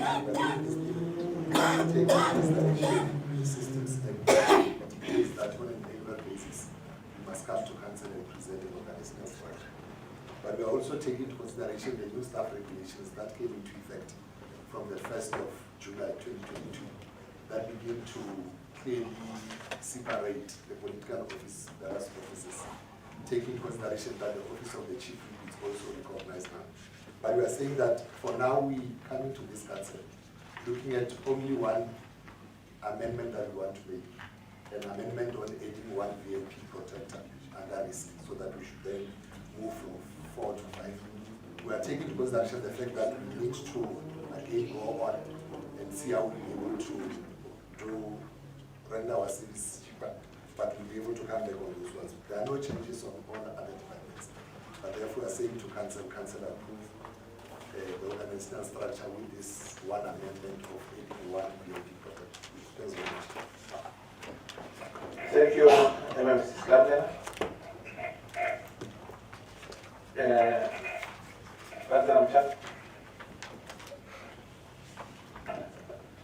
Thank you very much. Let's hold on so that they can note the hands before you continue this further. I say it will be yourself, Councillor Mtata, Councillor Boacha, and may you raise your hands, those councillors, and so that raise it down. Only two. Thank you. You may proceed. Well, thank you very much, Honorable Speaker, and greetings to the Executive Mayor, Acting Chief Whip of the Council, Mamshuru, and the MMCs, the chairpersons, the MM and the committed officials, and honorable councillors. Let me start by congratulating you, the Speaker, for having taken the unpopular decision that we do away with the virtual meetings and resort to the physical meetings. And I think you are taking part in the Speakers Forum, wherein our local municipalities are part of. And we do request that this be escalated to the local municipalities so that they follow suit. Because because of this one item, the visual items are disadvantaging. They are disadvantaging our councillors. So congratulations on that. Back to the organizational structure. If you check on page 259 and 260, the office of the municipal manager and also that one of the risk management services is still painted red.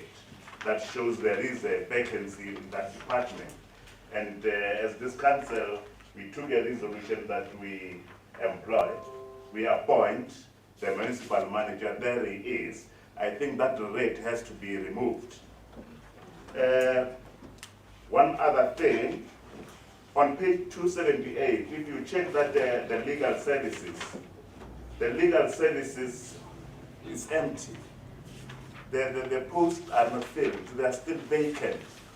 So the sooner we appoint those personnel in that particular department, the better for the smooth running of especially the legal department. And it will enable us maybe to save a lot of money from this department and maybe transfer it to the OMM. There is this on page 276, especially on TT Chulo. That is the new establishments that is coming. Then we're appealing to this council that it does make a point where the recruitment is done well on time, or on the 31st of August when this is complete, that particular TT Chulo, I be a wild elephant. And on page is it 276, but they are not appearing. 287, but it's not appearing on there. Underwater sanitation operations and maintenance. We are of the view that we incorporate here the pump operators, so that that particular incorporation it be on a new establishment, so that when we do make a budget preparations the coming financial year, we know that we are having our pump operators that are there on the staff establishment. The reasons why I'm saying that is that as Capricorn District Municipality, we are water authority. And if you check the Structures Act, section 84, subsection 1B, it compares of us as the functions of the district to provide potable drinking water to the consumers. And I think also, if you go through the public participation on smart meter installation, one of the problems the consumers are citing there is that of interrupted water supply. So if we want to provide an interrupted water supply to our consumers, I think the pump operators are of paramount importance to do that particular function. I thank you. Thank you, Councillor. Thank you, Councillor Bode. Thank you, Mr. Speaker. All protocol observed. Mr. Speaker, I do concur with my fellow councillor from the EFF.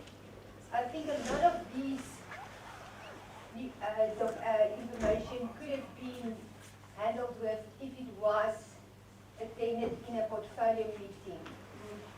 Thus asking why did it not serve in the corporate portfolio and it only served on the maker. Thank you. Thank you very much. Just wait. Councillor Bianca Moke, just hold on, Councillor Bianca Moke. When I was requesting that councillors raise their hand so that it can be noted, I didn't see your head. Please, I'll request in future that please, when we come to that session, we'll make a request. Just hold on. Can you just hold on? Switch off your mic. Thank you very much. Sit down. Thank you. I'm just making this appeal that when we say we're noting, let's all just make sure that we participate in that so that when we come to the conclusion of an item, we know that we are all covered. Thank you very much. Councillor Mankeke, may you please take your position? Thank you, Honourable Speaker. Rule 198 of the Laws of Order states that I can speak, and if there's a follow-up coming within the questions before the MMC speak, I would like to raise that. So I didn't have a question while you were noting the hands, but I do have a question now as a follow-up of what has been said in council. Can I proceed now? Please. Thank you. The Municipal Systems Act 32 of 2000 states, now, in chapter 7, 66, staff establishments. It says that a municipal manager within a policy framework determined by the municipal council and subject to any applicable legislation must A, develop a staff establishment for the municipality and submit the staff establishment to the municipal council for approval. B, provide a job description for each post on the staff establishment, and C, attach those posts, the remuneration and other conditions of services as may be determined in accordance with any applicable labour legislation, and then there's a D as well. My question comes to what Councillor Botha raised with regards to why this did not serve at a portfolio level, where this could have been discussed, because now we just developed new positions for TT Cholo, as Councillor from the EFF stated, but now we don't know what the job description is or what the remuneration for that will be. Can the MM or the EM please respond to that in terms of the Systems Act 32 of 2000? Thank you, Mrs. Plummer. Thanks very much, Honorable Speaker.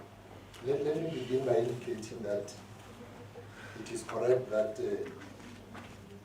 we have to fill vacant posts, and I can confirm to Honorable Mutata that we also looked at the issue of legal services. It was very critical. And the manager legal services will be starting on the 1st of August. The manager has been appointed. And there are other posts that have been appointed. We have gone all out to ensure that we fill vacant positions. But like I indicated earlier on as I was talking to staff regulations, there were other regulations that talked to the issues related to job evaluations. That came to say that all the posts should have been evaluated, and if the posts have not been evaluated, you can't continue. But and the staff regulations came into effect from the 1st of July.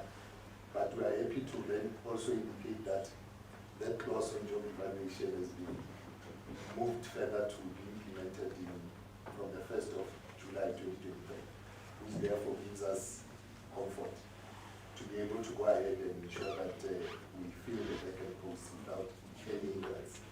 We are saying this thing because the issue of job evaluations was stuck throughout the year, although it has been resuscitated now through Salga and all of us. But we are hopeful that we will be able to continue. We are also taking into consideration what you are raising on the issue of TTT, to say that once it's completed, we should not have the white elephant there, because it might even be vandalized. We are taking that into serious consideration. But we are also taking into consideration the fact that there's a need for us to also ensure that even local people benefit from that particular facility. And we basically ensure that we come out very clear to ensure that it's a facility that will also benefit the local people, not only by the services that we deliver, but also when it comes to even employment. Meaning that we also need to ensure that our people locally are also benefiting in that regard. The issue on, you raised an issue on pump operators. On the structure, you have it as borehole operators. It's the same thing. But we are also saying that it is critical. One of the key mandates that the executive mayor gave to us as a department was to basically ensure that we focus more on service delivery posts. Those posts that people do the work on the ground. And we are saying that we are basically going to do as mandated and ensure that people in fire, municipal health, our water services, you go to this satellite office and they will tell you about participants not involved. Those are the type of positions that we are focusing on so that we don't utilize a lot of money like the legislative on external service providers. Councillor Moke just assisted me in responding to Councillor Buol. Councillor Moke assisted me in responding to Councillor Buol because she quoted legislation that basically says the municipal manager must prepare an organizational structure. And the municipal manager present report in the mayoral committee. All of us will interact with these documents as we come to this level. As much as we become responsible. If you had what I said, there are no major changes in this organizational structure that we presented. There are no major changes, it's only one, which is of a VIP protector. And the reason behind that is that you needed to have somebody who will then come in as a relief on the two offices, the executive mayor and the office here, your speaker. And where we are, I will take it if people are saying they believe that we do not draw certain things, and we'll take those so that we look at them, because the highest decision-making structure in council is council. And where we are, we believe that if ever anything has slipped away, but this is where we can deal with these things for the last time. But if councillors still believe that we have skipped something, we are amenable, we can still do that. But where we are, that's what I'm saying, in reading that section, she was basically assisting me to respond to Councillor Buddha. Thanks very much. Thank you, MMC. Ms. Lamela, for clarifying the house. And I check the follow-up, Councillor Chiri. Yes, Honorable Speaker. There was a question that was raised on the Democratic Alliance table as to why has this item not served in the corporate service. I understand that the MMC mentioned something of the report being drawn by the FM, then taking it to Municipal, and then that's how this is coming to council. But Speaker, it was yourself who was quoting the rules of order to say that the separation of power model, you were talking about 158, Rule 158, that reports coming in for consideration and voting such.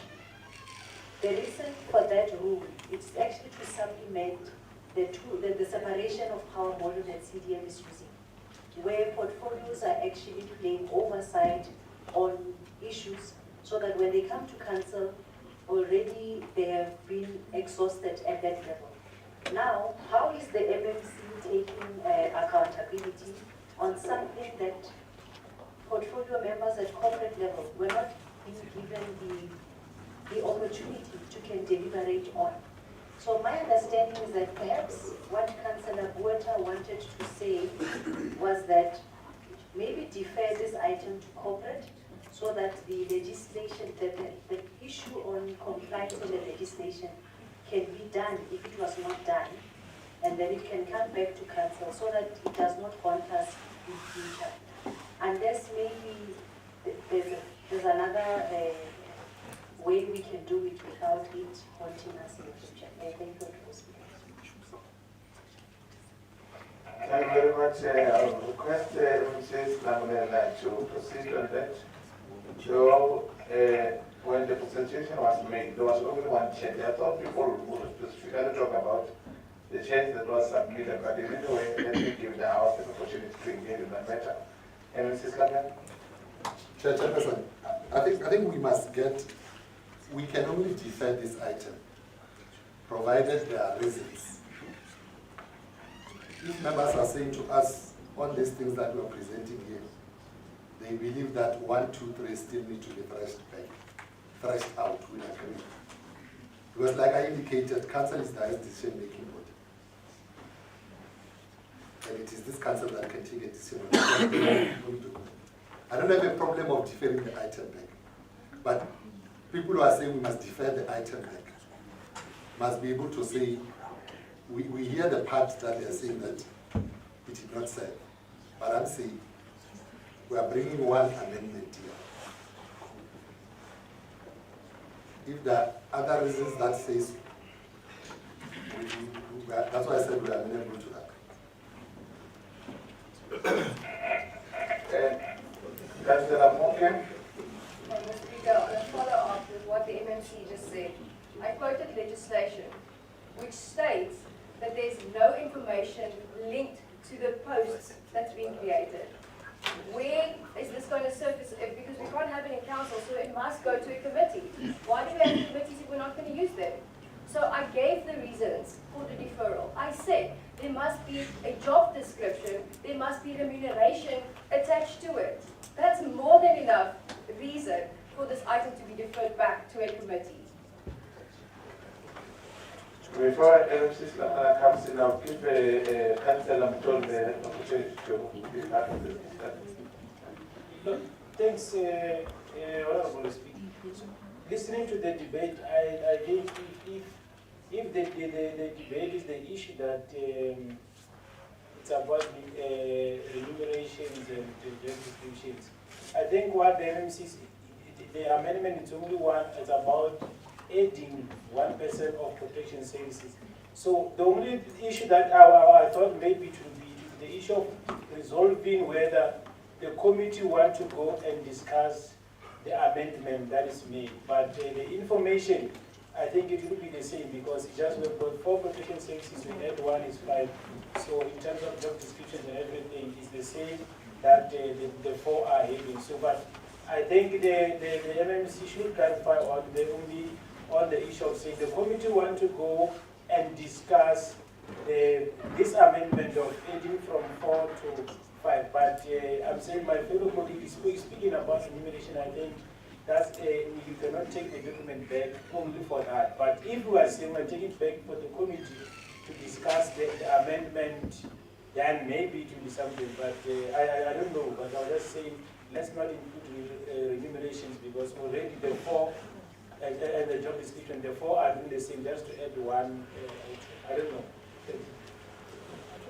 Thank you very much, Councillor Mashobla. I think you responded to not that one, and I was just about to say, when I just gave you one item which is additional as the MMC submitted, and you correctly captured it that we already have some ones in the same positions, and therefore the issue of remuneration cannot hold this council terrorism. Thank you very much. Can we now move on the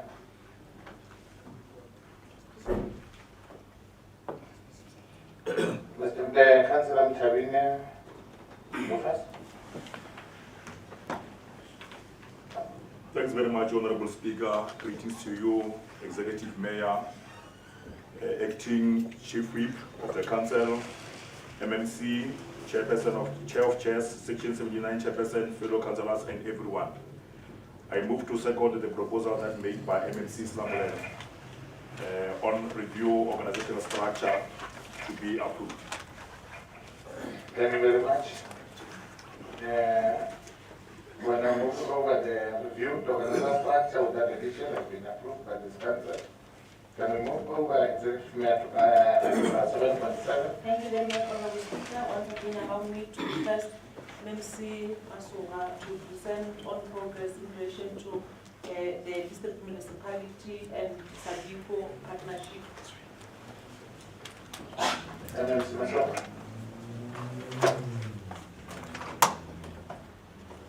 Thank you, Executive Mayor, for affording me the opportunity to make a presentation on the matter as you rightfully explained. And for that matter, the Executive Mayor, we are in the 4th Industrial Revolution. And we're moving toward a paperless society. But nonetheless, the purpose of this submission is to request Council to note the partnership with the South African Digital Organization, which is SADICO, including Bank CETA. The background on this one, without taking you back, our municipality held an investment summit in 2019 on the 13th to the 14th of June. Amongst those that were present was SADICO, and in that very same scenario, they bought into the idea of fourth industrial revolution, wherein youth are supposed to be trained on the utilization of issues related to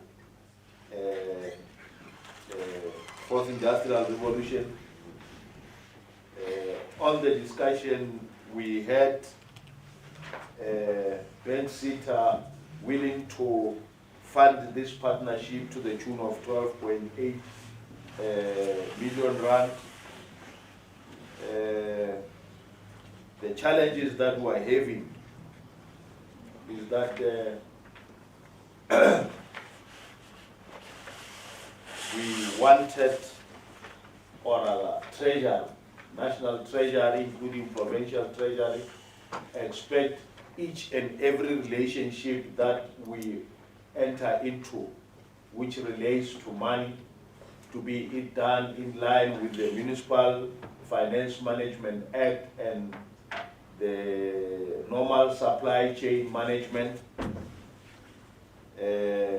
So Bank Sita wanted to transfer money to our accounts at CDM with a view that SADICO should be the one that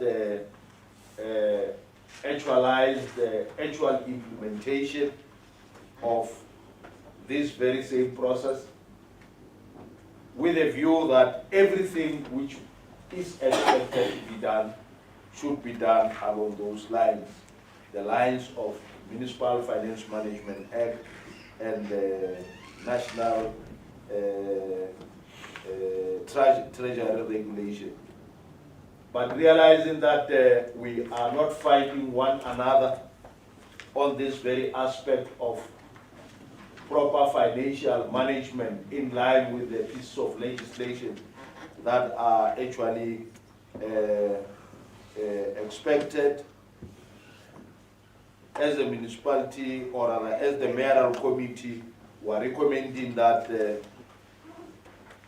we should not serve as the middleman for the transfer of money, but rather money be transferred directly to SADICO for it to continue with the training of the young people in line with the fourth industrial revolution.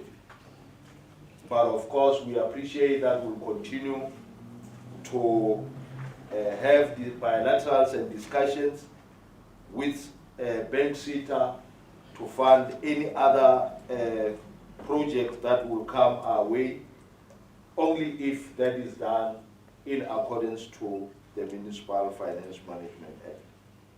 It is for this reason that we request this August House to agree to the notion that Bank Sita should do as expected and make sure that the youth are as well continue to be empowered, but with money going directly to SADICO. Thank you very much.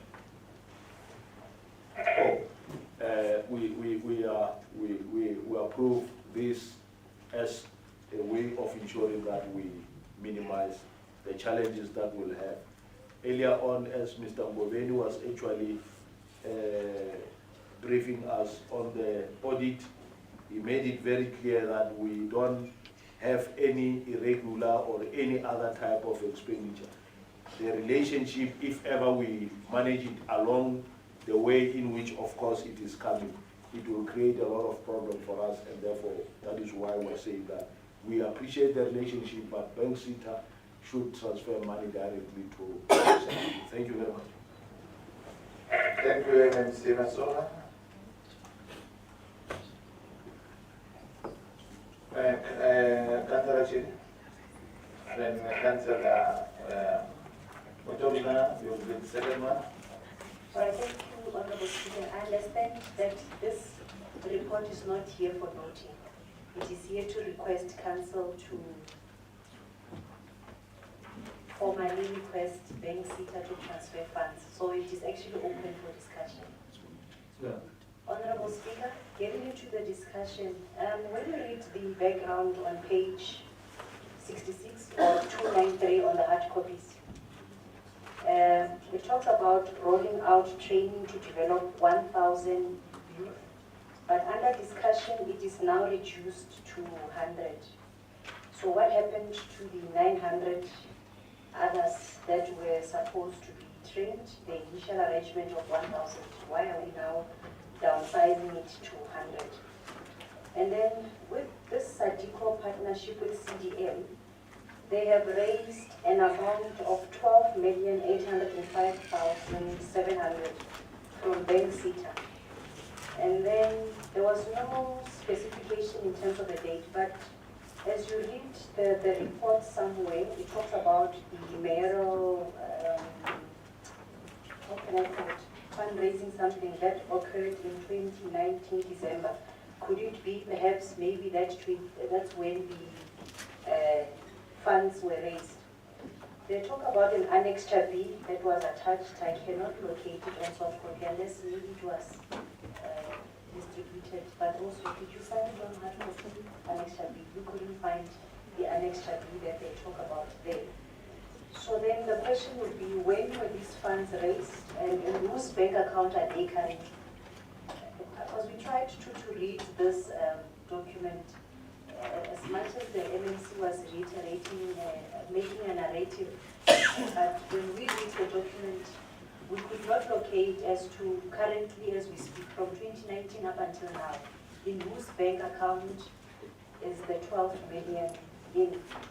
And then another question is that, why were the Municipal Finance Management Act, Section 116, Subsection 1, Subsection B, numeric 3, and Municipal Finance Management Section 23, Subsection 1, not complied with? And only now we wish to amend. Or what could have caused the inability to comply with those pieces of legislation, not forgetting Section 206 of the Constitution. And then, Honorable Speaker, recommendation 5.1 on page 297 states that we request to transfer the funds to SADICO. Like I keep on saying, where are the funds currently? Are they in our bank account? How have we been accounting for those funds since 2019 up until now? What were we telling the AG in terms of those funds? And then moving forward, Honorable Speaker, how will we be monitoring the project work? Will CDM do monitoring of how SUDICA is being spending the money and whether the training, is being conducted accordingly? Or are we just, forcefully distancing ourselves 100% from this particular item? Because the MNC did not touch on the monitoring aspect of the item. And then why were the supply chain management regulations not followed? And is this service provider, why were the supply chain management regulations not followed? And also, on page 293, why were the initial intention of this item not adhered to? Those are the few questions that I would want clarity on there. Honorable Speaker, thank you. Thank you, Councillor Chidestefano. Thanks, Honorable Speaker. I'm getting once more again. I'm checking on the recommendation, maybe starting with the first one, where it says, as per the agreement of the Memorandum of Understanding first chair, there was an agreement that the bank should send the money directly to SADICO, which I think SADICO is the sales provider. But it looks like SADICO, this SADICO is having a problem. They want to involve the municipality, which I think the municipality should. I agree when we with the MMC when he says that it's like if they are not agreeing, they must not. The municipality must not be involved in taking the money from backseater because it's going to create a problem. I thought maybe part of the recommendation when I was reading on the recruitment, I thought maybe the recruitment and the municipality will be assisting with the recruitment. But also when you check on the recruitment, let's go that recruitment on 3.2, where the youth were recruited. You can see that it says the youth were recruited using the online platform of the municipal website with the involvement of the local municipality in distributing the online advert as well as the general social media. You then applied using the Sadiq online platform. As the process required the youth to be digitally capable, the youth were assessed on the online platform and face-to-face interviews were held as a collaborative effort between Sadiq and Capricorn District Municipality. So our task here as the municipality is not that too much. So they must not involve us in the financial issues. So if they need any other support, because they are the service providers, then we can assist in making sure that if they want the learners, if they can't find the learners, we can assist in doing that. But a bank seater is the seater, is the one that has got money, and then they must give directly to the service provider who provides services. But we as the municipality, we can come in assisting that the learners who must take the training are available, they attend, and we can assist in that. So I'm agreeing to say the municipality must not involve because this Sadigo one day is going to come back and say, oh, such something, and then we never something. So let's distance ourselves from this Sadigo. Thank you very much. Thank you, Councillor Mukunda. Emerson, Maso. Thank you, Honorable Speaker. We are talking of 1,000 learners and 100. The initial intention, the project was earmarked for a period of 5 years, with a view that it will continue on an annual basis, taking kids on trips and reps up until they reach 1,000. Whether this money is in the account of the municipality, the big answer is no. This money is not in the bank of the municipality. It is with Bank Sita, but their intention was to transfer it to the municipality with a view that once it's transferred to the municipality, Banks Sadico will then be able to utilize that money coming from the municipality. But as a municipality was saying that when money is utilized out of our account, that money must be utilized in line with the supply chain management of the municipality. Because now that money will be in the coffers of the municipality, right? So, Honorable Chiri, that money is not in the municipality's hands. It is still with the Bank City. Whether we're fundraising or doing what, we're not well, of course, you may decide to use the word fundraising, but we had an investment conference. The aim of the investment conference is to invite whoever will be willing to come and assist the municipality in dealing with the issues of poverty and unemployment in our own municipality. Well, definitely, once we are in a relationship, we'll assist in monitoring the training, whether it is going on well or not. The issue of supply chain management, whether it has been violated or we cannot talk of violation now because at this point in time, we don't have any money that we have in our coffers. The reason why we are saying this money must go directly to Sadico is to ensure that, one is to ensure that if it comes to us, it must move in line with the supply chain management. But if you fail to allow it to go in line with the supply chain management of the municipality, that is where we'll be seen to have been thrown under the bus. And we don't want to be thrown under the bus for that matter. We are fighting our battles to have a clean audit, and everything that we do must ensure that at least we are able to agree to the supply chain management. and all the required systems. Honorable Councillor Mutola, you are spot on.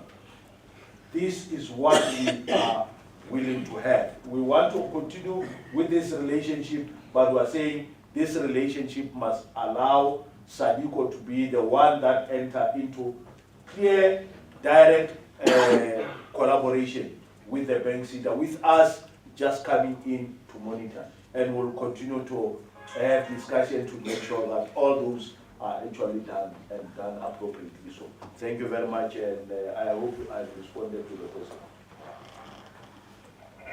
Thank you, MMC. And I see the hand of Chairperson Marifa Fada. Thanks very much, Honorable Speaker. Let me take this opportunity to second the move to allow the municipality to formally request the CETA to transfer the funds directed to CETA as per clause 10 of the signed memorandum of understanding. And thank you very much, Honorable Speaker. Thank you very much. The partnership has been submitted and approved as submitted. Thank you very much. So I make this special appeal to councillors. Firstly, the reporting that we will give the whole story of the report. The reason being that we are trying to preserve more time. As you know that most of the councillors here are also councillors of Polokwane, from Polokasam, or from Polokwane, and they will be having their own council very soon. I'm not saying we must not be thorough. We have to be thorough, but at the same time, the reporting just straight to the point. The reason being that we had this report enough hours before, so we have already gone through the reports, so we don't have to repeat it again. And the second, lastly, is that we are trying to avoid a situation where, before we come to the end of this council, very few councils will be left in this sitting because of that council that is going to sit for quite. I think my request will be received to both hands. Thank you very much. Can we move over to item number 7.8, appointed service providers, acknowledgement? Thank you very much, Honorable Speaker. Indeed, the item is noted. We request Council to note the appointment of physical projects and internal projects for fourth quarter of 2021-2022 financial year. Thank you very much, Executive Mayor. The report is noted. It is noted. Executive 7.9 deviation from supply chain management processes. Thank you very much, Honorable Speaker. I think the following report also is for noting. We are requesting that Council note deviations from supply chain management as also guided by Section 36 of the supply chain regulation. And the deviation there is on page 363. I just want to comply with the speaker today. Speaker is for noting. Thank you very much. The report is noted. I'm calling order on this item. Deviations cannot be noted. We need to approve it as council. According to the Municipal Finance Management Act, council has to approve.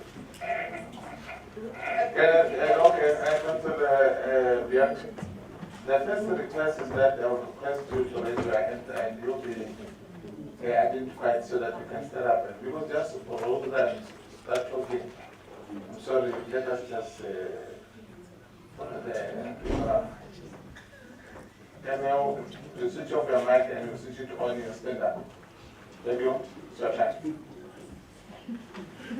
Honorable Speaker, I'm actually telling council that we cannot just note a deviation. Firstly, we would like to know what the deviation is for because the description doesn't give any information.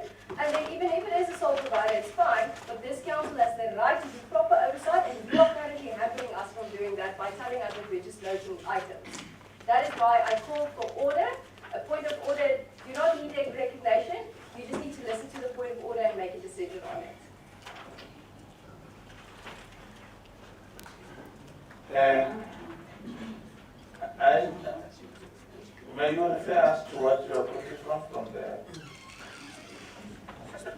and Section 36 of the MFMA. May you read it for us, please?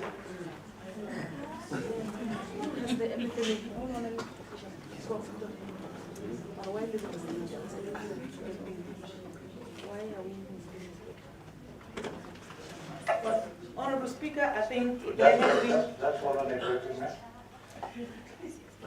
I wanted to give direction, Honorable Speaker. I think the Speaker is correct.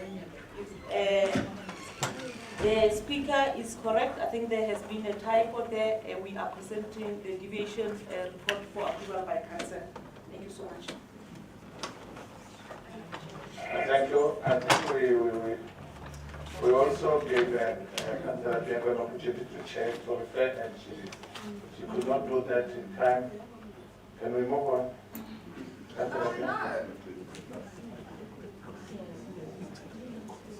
Honorable Speaker? Did you listen to the ear? Yes, I did. What did she say? She just corrected the fact that we have to approve this item and not note it. Therefore, we've got questions on it. We would like to ask questions on the item. Yeah, now I'm with that. Okay. Can I now ask my question on this item? Thank you. Okay. May you do that, please? Yes. Can I please ask the EM the details of the deviation? I can see that it's for a sole provider, but in the description of this item, there is no details as to why we deviated. Thank you.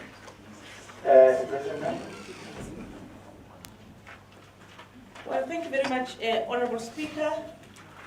As you can see that the item here was for an indaba.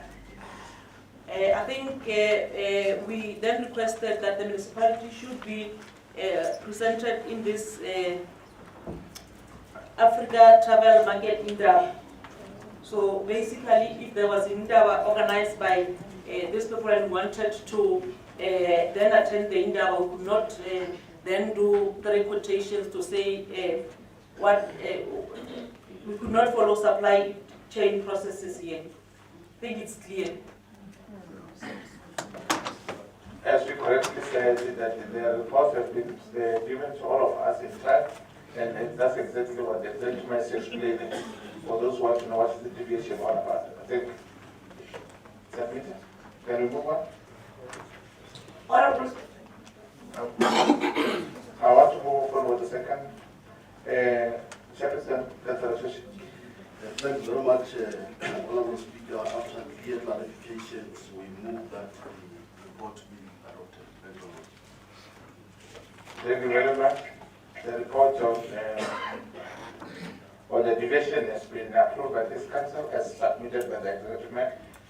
Can we, Honorable Council, move over to item number 7.10, progress report on billing and revenue collection activity?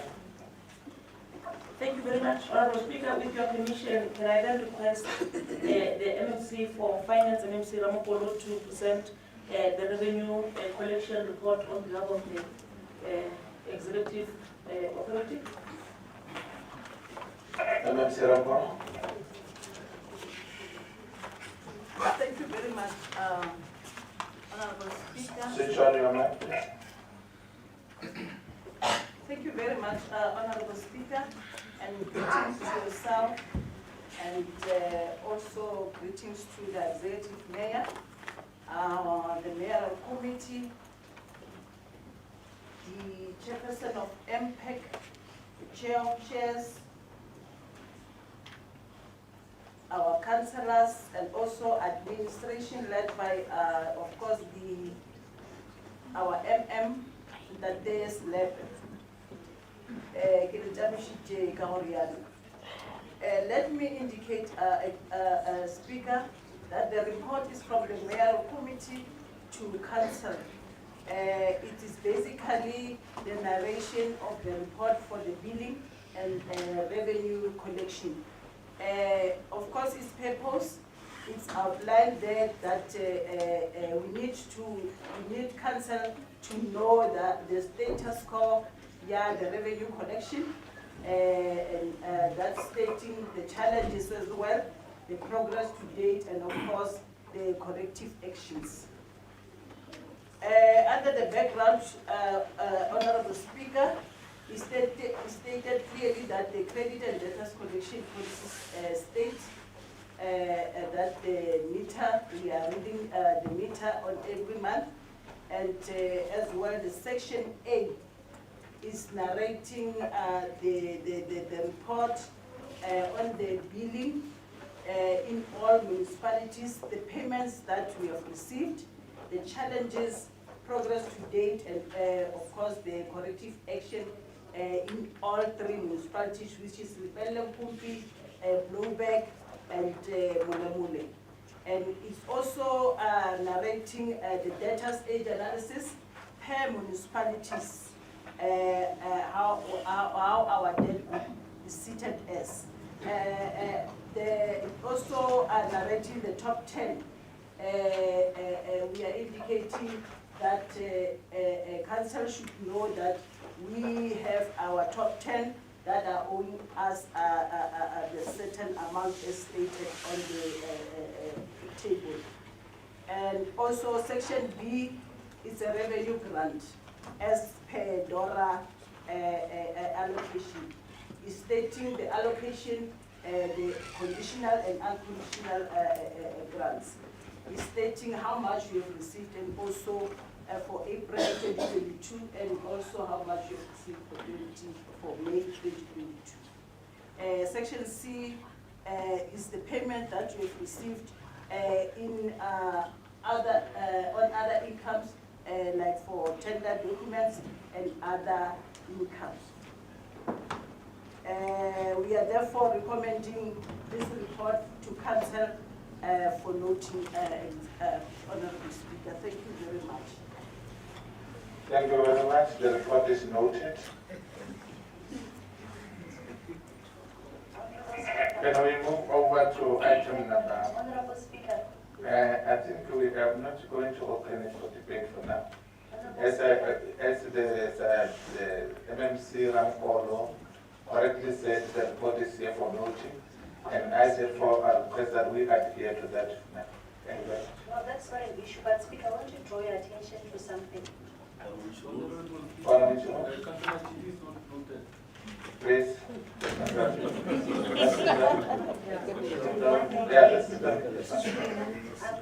attention to Rule 198, the right of all parties to speak. Speaker, I understand that this it is a ruling that you made that this item becomes a standing item for council for us to deliberate on. It is something that you ruled on, that bidding and revenue. But Honorable Speaker, are you saying that you are not going to allow council to assist this municipality in collecting revenue? Are you depriving the Democratic Alliance to give suggestions and inputs in assisting your council to collect revenue? But Speaker, you made a ruling in the Okay, that's a point of order. Okay, thank you, Mr. Councilor. Honorable Speaker, at the beginning of this meeting and at the assumption of this council, rules of order were actually given to us for us to go through and peruse. And at the beginning of this meeting, you made us aware of how council from now moving forward will as well be adhering to the rules. And it is for this reason that I'm saying that notice must be given in line with the rules of order for them if they want to debate and discuss a particular matter, so that ultimately we are then able to find a conclusion on whatever matter that is expected to be deliberated on. And I would urge Councillor Chidi to adhere to the rules. In future, she must do likewise. But for today, let's adhere to the rules. Thank you. Thank you very much,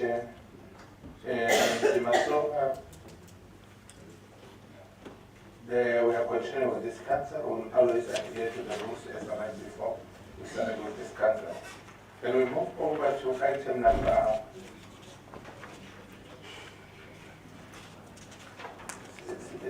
on 11, Executive Mayor.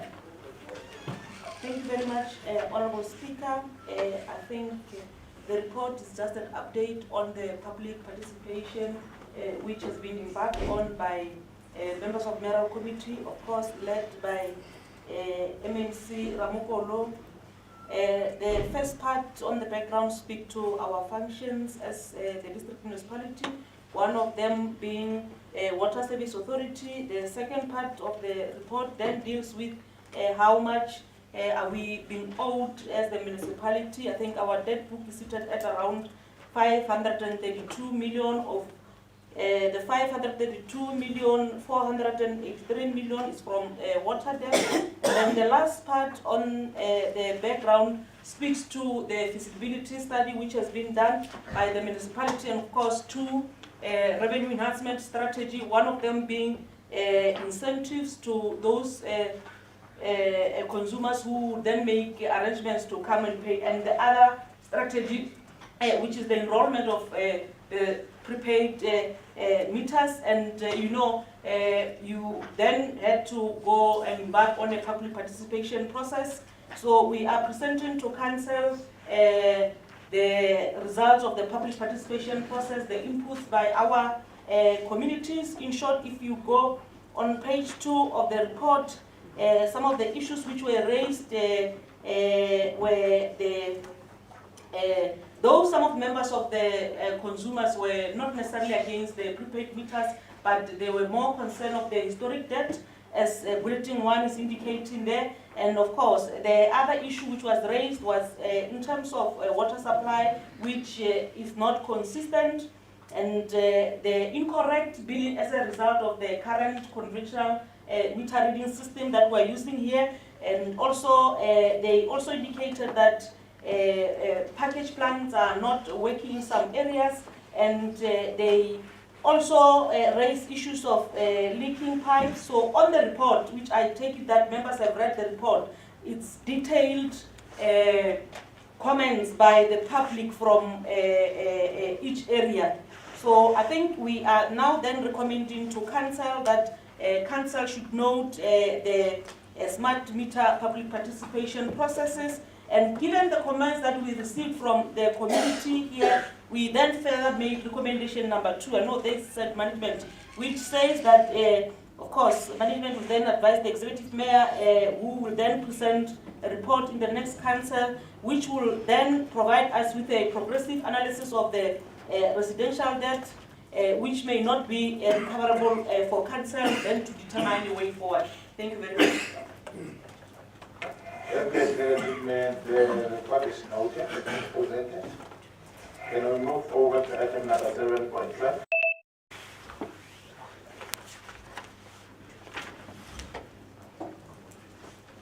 Thank you very much, Honorable Speaker. The report that we are submitting to council. Councillor Mtumi. Thanks very much, Honorable Speaker. I wanted to make a motion without notice that you allow the presenter to present 7.12, 13, and 14 at once. Thank you very much. The proposal. Okay. Well, thank you very much, Honorable Speaker, for the opportunity, and if given to me to present the report. The first report is the request to council to allow council to approve the write-off of inventory and asset which were lost due to theft. And I think those assets have been indicated there on page 2. And one would also ask, in terms of the security features in the municipality, which I think is well addressed in page 412 of the report. So we are here saying now that council must allow us then to write off the inventories and assets with the value amounting to 117 and 81 rand and 21 cent. Speaker.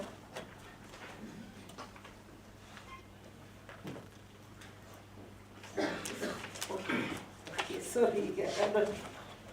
And the next report also is the report that we are presenting to council to allow council to approve the write-off of equipment stolen from councillors resource center, and of course from councillors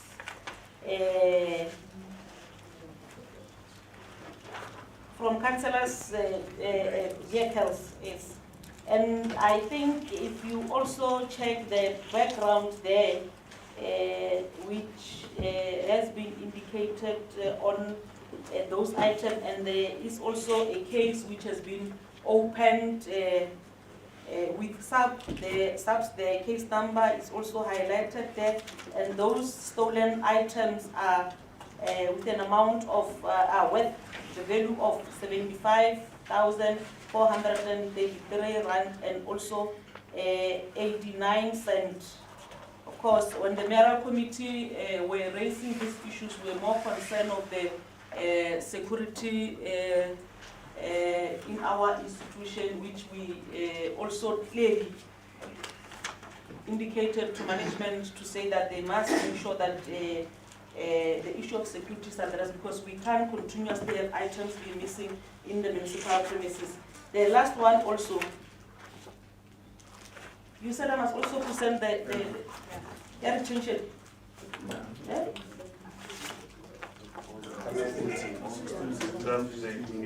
Oh. All the right was Okay, I think the last one also. Okay, in fact I jumped one item. Yes. Which one? The item are almost the same. I jumped the first item. Yes, I jumped the item on page 407, which also is to request council to approve asset write-offs, and those particular assets, most of them are particularly in relation to water. Here I have it.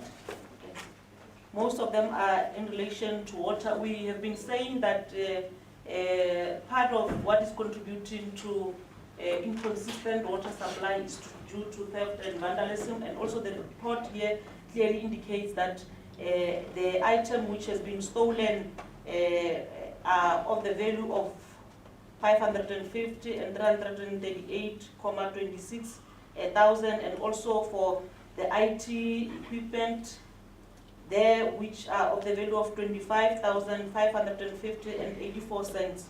So the items are listed there.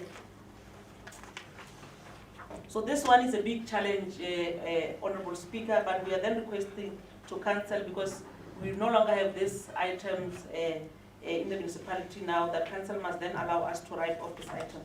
I think I've presented all the 3 items. My apology for not presenting them according to the order that they've been listed in the agenda items. Thank you very much.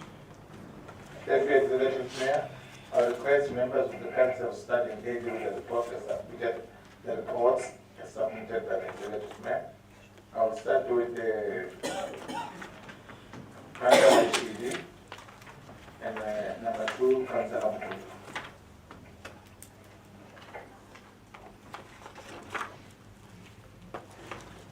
Honorable Speaker. Why are we in a hurry to write off?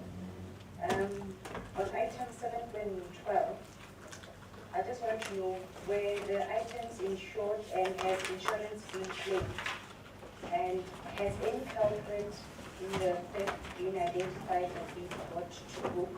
And in terms of the security company that was on site, what has the municipality done in terms of accountability? And then item 7.13, inventory assets write-off. Again as well, why are we in a hurry to write off? And when you read on page 411, shouldn't we wait for the insurance claim response before we write off? What if with the insurance we are able to recoup or to replace the stolen items, then there's no need for a write-off. But the EM will explain how that will work. And has the institution taken any remedial steps to hold the security company liable? I understand it's Moloto something, Matumi. I didn't want to use the name Matumi for purpose of Councillor Matumi. But however, security company, on the lighter note speaker, has it been brought to book? And the EM would also need to explain when we submit our financials to the AG, will this write-offs not be listed as debt impairment because you wouldn't have taken reasonable steps to deal with the stolen items? And then when you go to item 7.14, the IT stolen but from Councillor Resource Center. On page 414, the question on the security company, again, Matumi Monoto, has the company, has municipality claimed from the indemnity for having indemnity from the security company for having failed to execute its mandate in protecting municipal infrastructure? And then again, Speaker, something that I would like to draw your attention on, it's something that was brought about by the EFF at some point regarding the security personnel as you enter the Beacon Street Food 1 office, which is where we are now. If you go there, Honorable Speaker, our security is deliberately compromised. As we speak, Speaker, you do not know if one of us is carrying a gun here and we manage to enter the council sitting with a gun. I'm just saying that our security is quite compromised.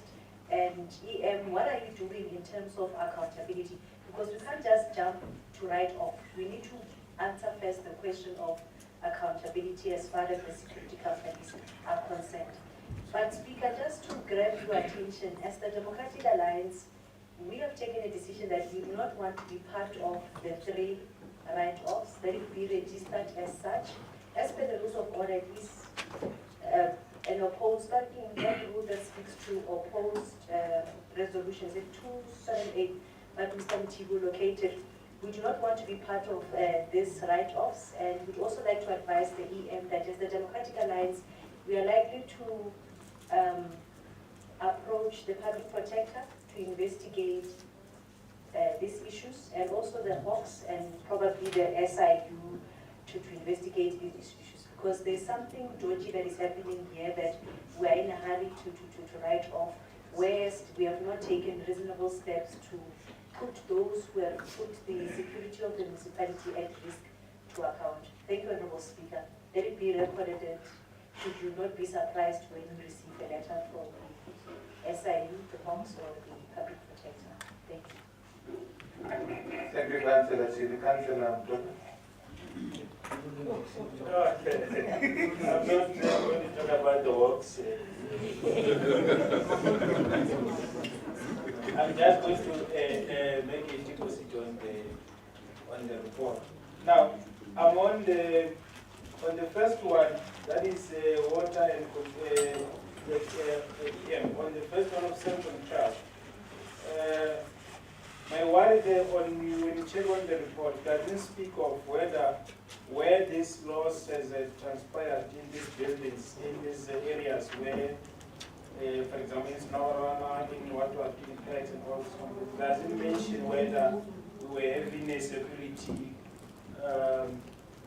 personnel or a security officers who are guarding these places where this loss has transpired. But it speaks of the case being opened by on the report, and also it doesn't speak of the insurance of if we are claiming, and it means, so if you can get a direct of where this has transpired, we have security company that was put on that. But also the funny thing is that on the dates where this losses transpired, adi papanokoli, baga during the 5 year, baga July, Shanam Rao like that. So I think it needs more attention and more investigation on to check as to where, if we did have the security company, where was the security company, and all those kind of, because it did legitimacy and all, unless if. My apology. No problem, Madam.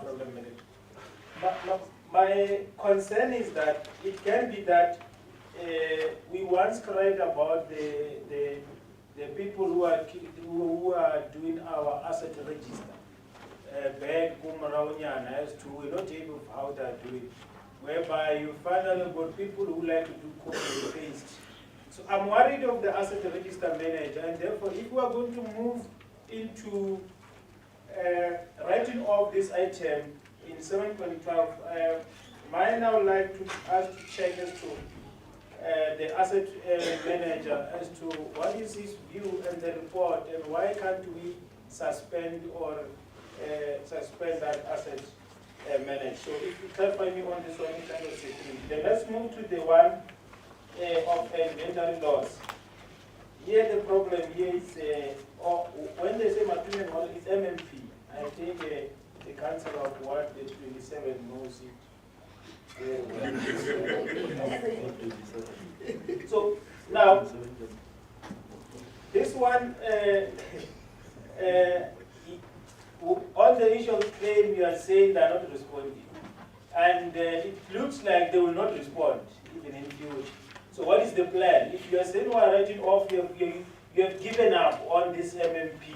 Because it won't help that we as the council, we write off and the MMP does not pay. But tomorrow we come back here, we find MMP being the security of the municipality again. So we need a clarity as to what's happening with this MMP, and we must take a decision as council that we no longer need their services, if they still exist. As I don't know if they are still existing. Now on the issue again, on the other item, there's where it says other items were not, the insurance refused to cover them. I need to understand which are those ones. Are the ones that they were stolen in the resource center, or are the ones that were stolen in the councillors' vehicles? I know one of the councillors, the MMC, Masova, and Councillor Madiope, I think they lost, Councillor Anjan, I think they lost the items. I want to know which ones the insurance refused. But if the insurance refused to cover the ones that were stolen in the building, in the resource center, therefore, I propose that the MMP should be blacklisted to do work with the CDM. Can I repeat it? I want the Ward Council of 127 to get it properly. If the insurance is refusing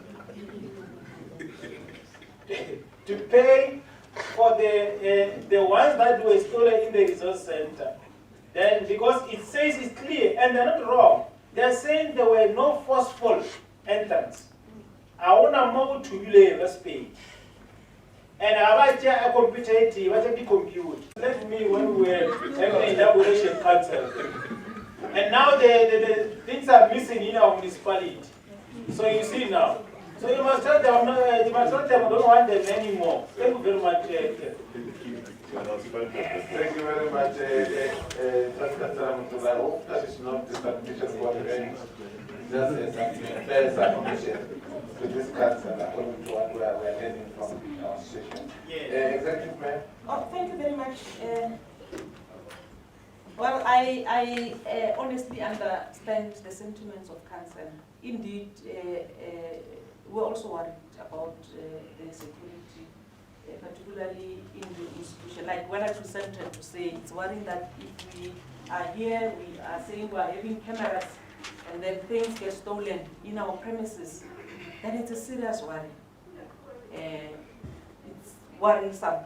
But let me try to then respond to some of the issues raised by Councillor. Firstly, by Councillor Chidi in relation to item number 7.12. Well, the items are not insured because they are inventories, Councillor Chidi. And there was also a question by Councillor to say where were these items and were we not having any security around them. Again, the item that I'm and the and you know, councillor currently within the municipality, I was just asking director for infrastructure as to how many boreholes are we having. We are having more than plus minus 670 boreholes. We can't afford to take security to each and every borehole or each and every water infrastructure. So unfortunately, that is the challenge, and this theft and vandalism is the main cause that our people are without water, particularly around areas of blowback and Mole, because majority of our communities there still rely on underground water. But the issue which I also want to overemphasize, colleagues, is that this is an asset of the municipality. I'm just going to give an example. If you let the asset of masipala, and you no longer have it in your asset register. So what do? You write off, of course, we'll also indicate the value. You no longer have it, Councillor Chidi. Whether warata or rati, you no longer have it. And also if you check, we are not just saying, of course, write off. We also indicated that we have registered cases with some. So there's still an opportunity for us to pursue the matters with relevant law enforcement officers. But the fact of the matter, is no longer that one. This one you no longer have. So that is the logic, or why are we saying we write it off. And imagine, the audit process is starting very soon. So the HR cannot know, computer 11111, can we go and verify it? And they won't find it, because it has been stolen. Hence, we have the legislation which is guiding us of writing off of assets. Of course, this assets the writer of within our premises. I think this one, Yamatom, I tried to Ulbonchayona. If Basa Utuje, Bautuani transformer Escomo. It's a challenge. So this one's Kichelorini,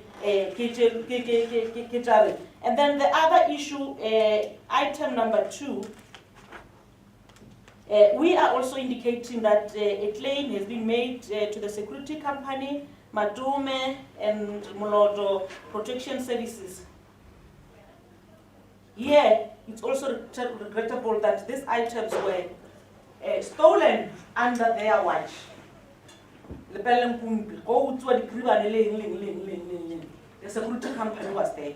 Hence, we are saying that we are claiming from them. And where possible, we must ensure that before we can even pay them, if we still owe them, we must then ensure that we deduct what is due to us. But the fact of the matter again stands, you no longer have this item. So what do? We write off, but it's important also they do the items and then Yama fellow the computer. And indeed you correctly said, Councillor Motola, to say the insurance company Babu Chidorai and to most of us, Roja insurance, maybe that's a terms and conditions of the insurance. Oh, yeah, claim more happy insurance company, but the insurance company, their nature, they make money. So, again, under the same security company, assets stolen in our own premises, which is also a worrying factor. But I would also still overemphasize, Councillor Chief, you don't have this item. Replace the effect of the matter currently. This item has been stolen, and as we indicating to say, case legal subs, what we will then make follow up for now. In the main, while we still making follow up with our internal risk and also making follow up with subs as to progress in relation to addressing these issues, we don't have the item. We write them off. Adiwo. They are irrecoverable, but they are irrecoverable. Currently in our asset register. Asset register no more. So or no desk issue whenever you desk, you write off the desk. I hope you, of course, and I take it very serious. And I think this issue which is raised by councillors in terms of security in this institution should be taken very seriously. I'm calling order. The executive mayor cannot address the municipal manager. It must go through you. This is a council meeting, not an EM meeting. Okay. Thank you very much. Through you, Councillor Moka, to the speaker, and also to the we must take seriously the issue of security within the institution. Thank you very much. Thank you very much. You elaborated more. You want to be sure of what you submit. No, Speaker, I was saying part of the resolution should be that the accounting officer should write to the company for follow-up of the payment and also inform that the council is on a process of blacklisting the company to do business with the municipality. Okay, in fact, my apology, Speaker. Oh, no, I was not noted.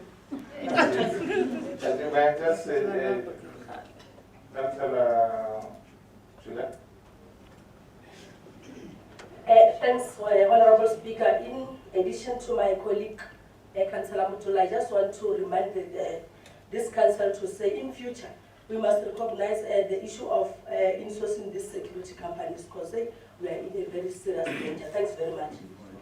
Thank you.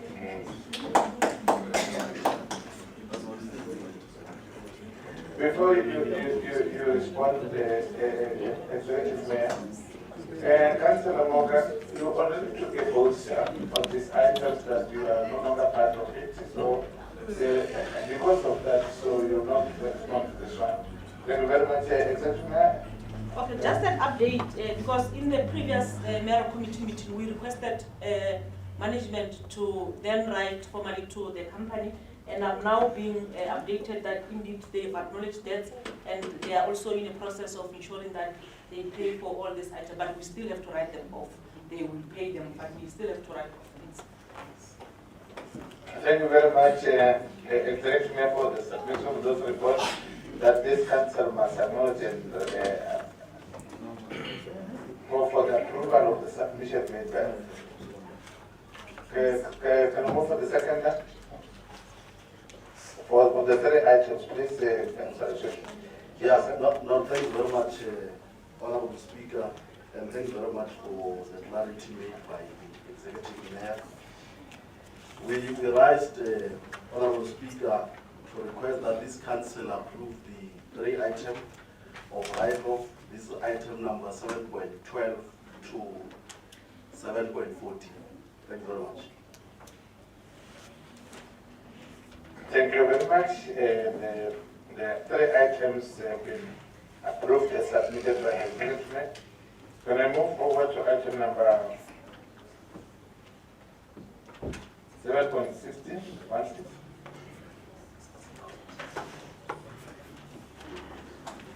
So thank you very much, Honorable Speaker. Can I then request with your permission to allow the MMC for finance to present the report on behalf of the Executive Authority? Thank you very much. MMC Ramco. Thank you, Speaker.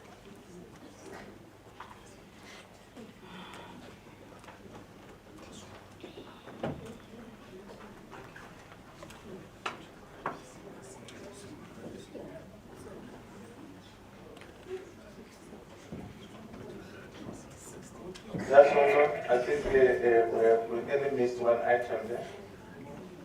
Item number 7.15, which is 7.15 on the retention rates.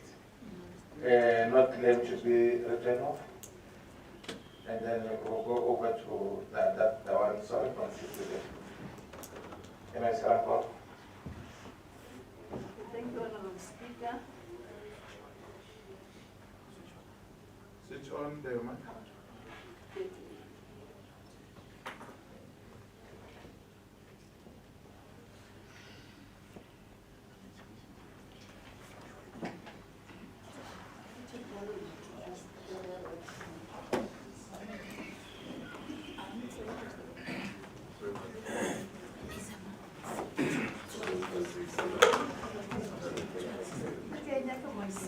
Okay, thank you very much, Honorable Speaker. The report is from the Committee of Cost Council on the retention rates not claimed to be written off. The purpose here is to report to Council to approve the write-off, the unclaimed retention creditors rates in prior year dating back to 2010 as per the prescription Act number 68 of 1969, section 11 D. Honorable Speaker, allow me not to read the background. I should take that the councillors have read, and on page 421 there is a list of companies and also the retention balance and also the project number is attached.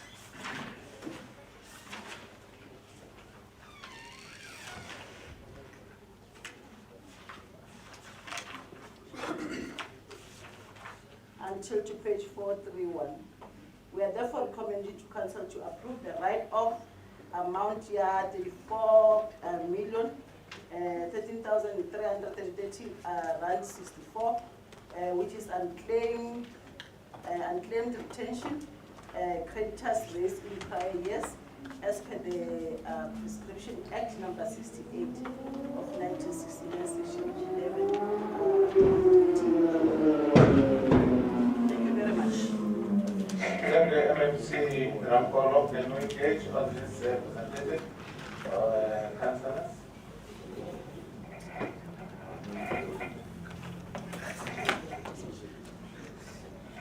I will start with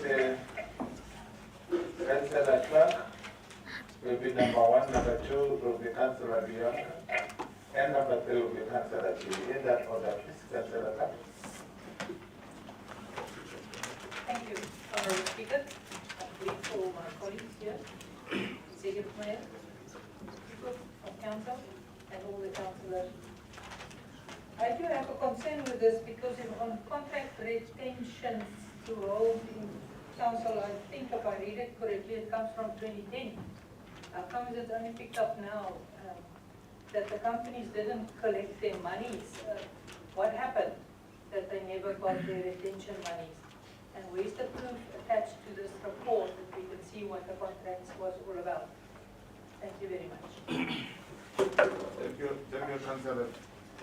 Councillor Diana. Thank you, Honourable Speaker.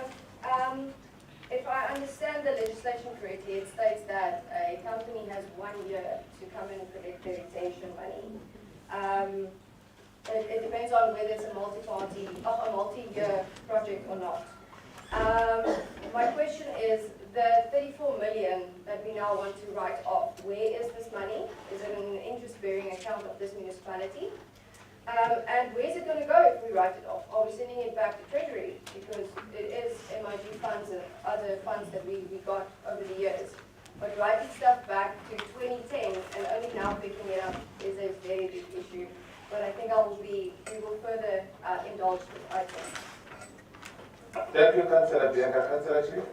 All right, thank you, Honourable Speaker. If I heard correctly, of course, the item speaks to the Prescription Act 68 of 1969. And then I'll be quoting section 12 of that particular act, that the 3-year prescription period is calculated and begins to run from the date on which the debt becomes due. And then when you read the very same piece of legislation, it talks about acknowledgement of the debt by the creditor. There needs to be some form of communication between us and contractors whose retention fund is in the, either in the coffers of the municipality or it's hanging somewhere in heaven, I don't know. But on a lighter note, Honorable Speaker, Councillor Clark has covered me. I wanted to ask, why was the retention not claimed by the service providers? And according to this legislation, the creditors should have instituted proceedings against the institution before the 3-year period. But now the challenge is that when you read the report on page 421, it talks about projects of 2010 and 2013. So what does this write-off mean for the institution? Will this money be coming to CDM and now be able for us to be able to use it for something else? What does this write-off actually mean? That the MMC of Finance did not really, narrate into the matter as to what does this write-off mean for us as council? Are we going to have money now available to us so that we can use it for other investment projects that can benefit our communities out there? And also, Honorable Speaker, what happened to these projects upon their completion? I mean, did the contractors maybe run away from these projects? Is that why they're not claiming the retention? Or did we part ways with them because of other legal amenities that could have arisen from this particular relationship that CDM had with them 2010, 2013? Maybe the finance MMC will explain that.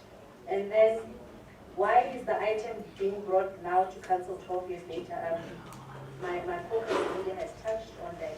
But now the last question, Honorable Speaker, is that how has this been reported on our books from 2010 up until now when the AG came and audited us? How have we been recording this? But the MMC of Finance, I'm sure with their expertise and understanding of finance, as she's the MMC of Finance, would explain better.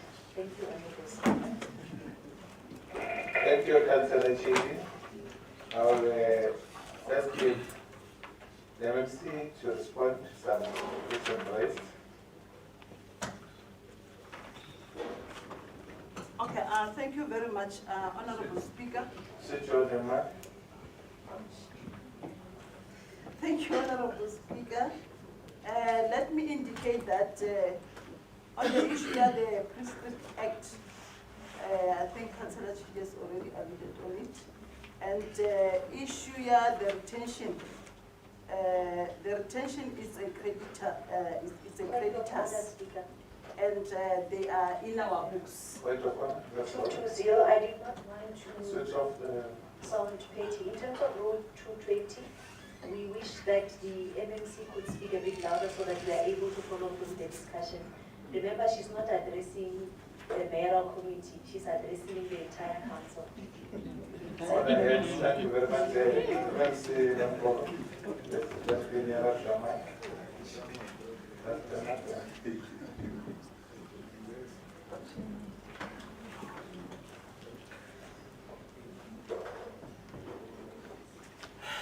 Okay, thank you very much, Honorable Speaker.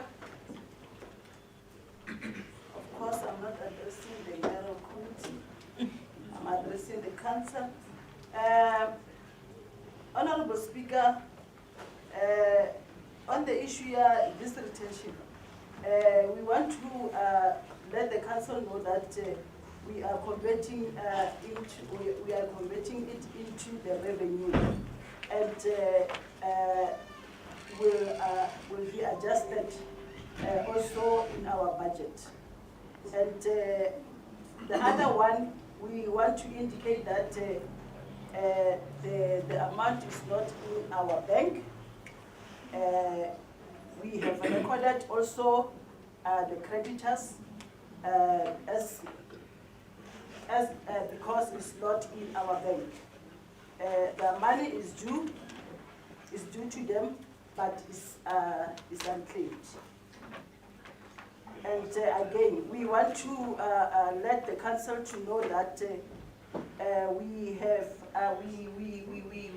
needed the legal opinion, and finance is going to do the analysis as well. And also, yeah, thank you.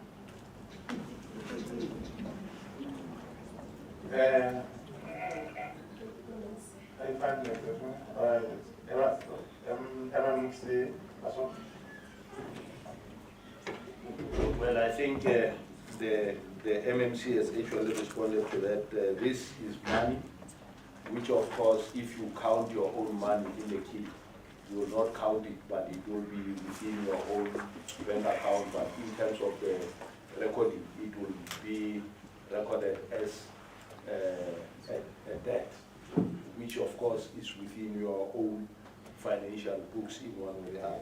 But suffice to say that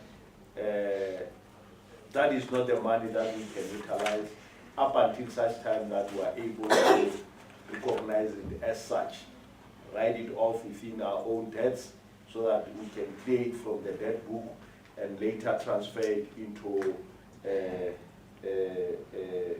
your own financials. But that which of course must happen as well is to ensure that at least prior to us transferring it into our own bank account, we need to, I think we need to make a notice to say this is the intention that will be happening, so that whoever is a creditor or whoever is a creditor can still be able to claim against it. So as we close the chapter on this very same matter, we need to make sure that as well we put up a notice to say this money will be, there is an amount of money without really opening it up for the members of the public, just to say, starting from this period up to this period, there is money that is for retention that has been recognized by the municipality, and therefore we are intending to write it off prior for us to, and give a notice for that matter to say, maybe in the next 20 days, it will then be accounted for differently.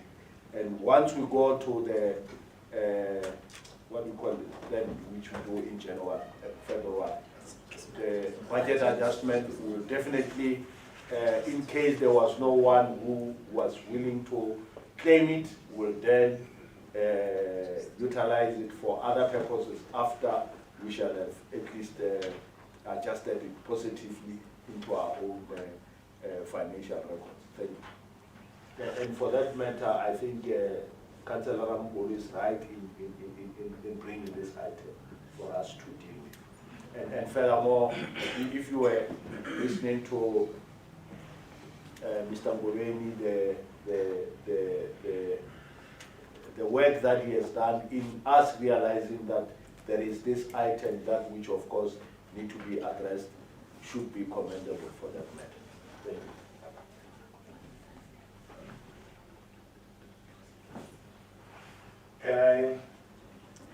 Can I move over, follow up from Councillor Chidi, then Councillor Bianca? Thank you, Honorable Speaker. The Honorable MMC of Finance, in her response to my questions, she left out a couple of questions, but I'll just return to those questions so that before we approve this item, we are in full understanding of exactly what is she trying to achieve. Through you, Honorable Speaker, I asked a question: what has happened to these projects upon their completion and retention period lapsing? Because when you read the legislation, it talks about a 3-year period. The legislation that she brought in, the prescription, section 12 of the Act, it talks about the prescription period is calculated and begins to run from the date on which the debt becomes due. So my question was, what happened to these projects, and when did this debt become due? Because remember I mentioned that the creditor must notify the debtor of the retention, but now she did not indulge as to whether that did happen, and if it did not happen, then it means that period lapsed. And then the second question was, as the contractors deserted the contracts, were there a fallout between CDM and the contractors? Could that have resulted in us having contractors who have not paid retention? That was the second question. The third question was, why is the item being brought to council 12 years later since the inception of this contract? It is a question that a councillor from the Freedom Front Plus also asked, and I said I had the same question. Unfortunately, the MMC did not respond to that question. Hopefully, this time around, she will respond. The last question being, how have we been reporting this in our books when the AG was auditing our books? And I'll reiterate, I believe that the MMC, with her expertise, this time around, she will respond to us. Thank you.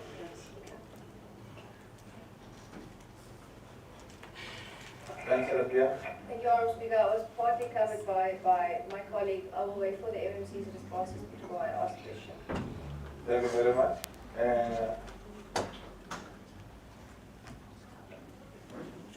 MMC Smaller.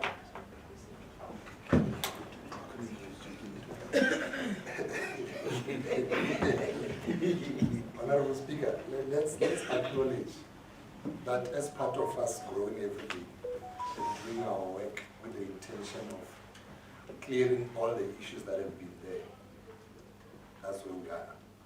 The chairperson of the audit committee in his presentation indicated that one of the reports that will serve in council today is an issue on unclaimed retention.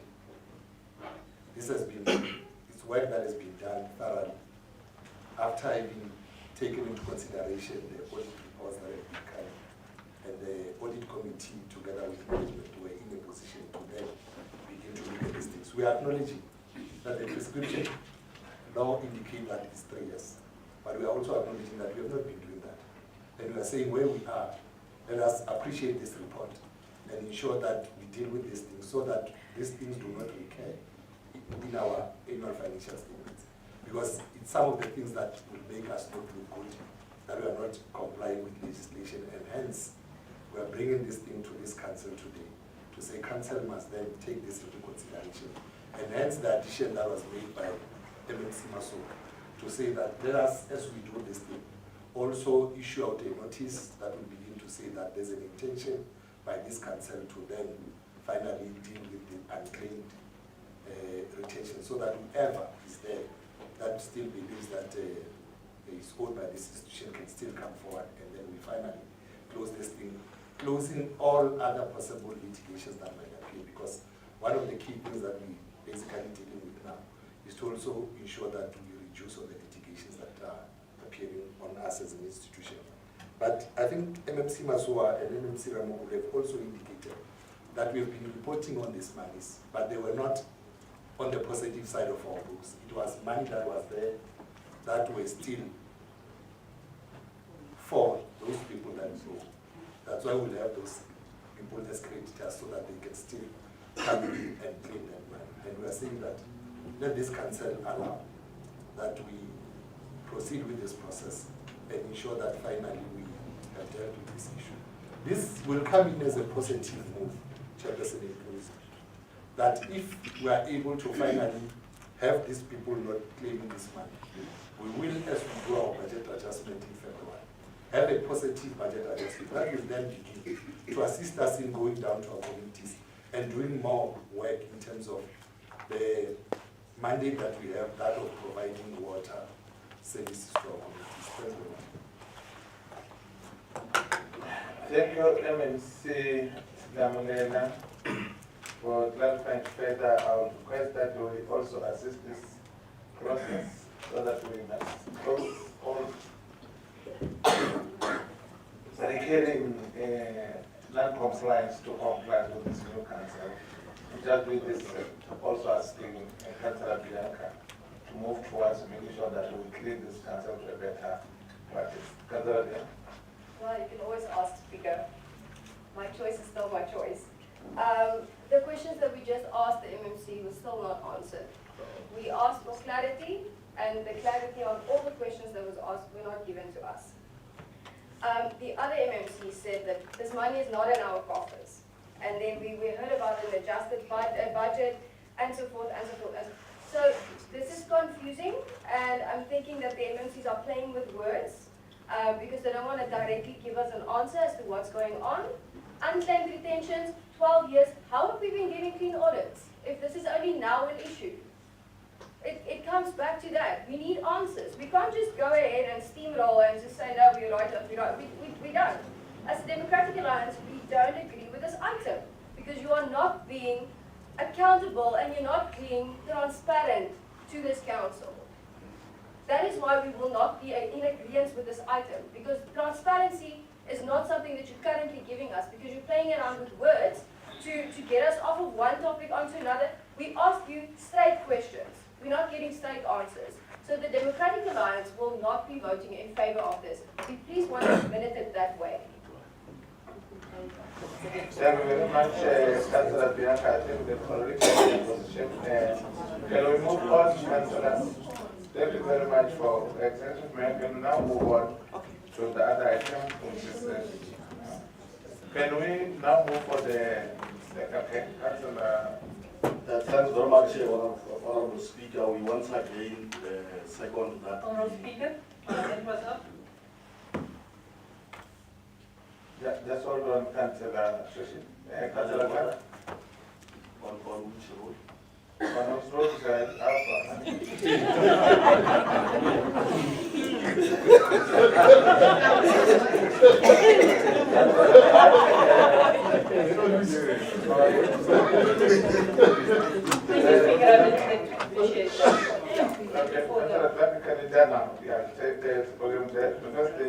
just help us, which you will give you powers. So it's up here.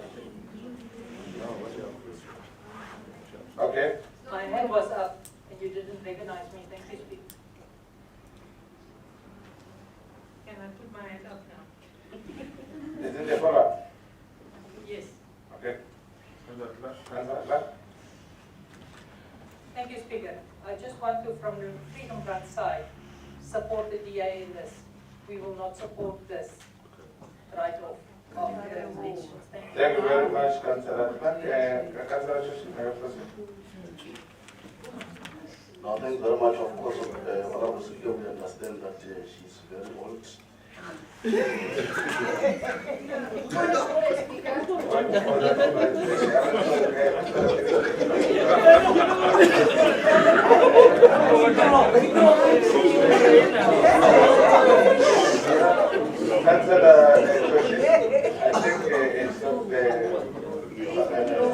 I will not say parliamentary, maybe just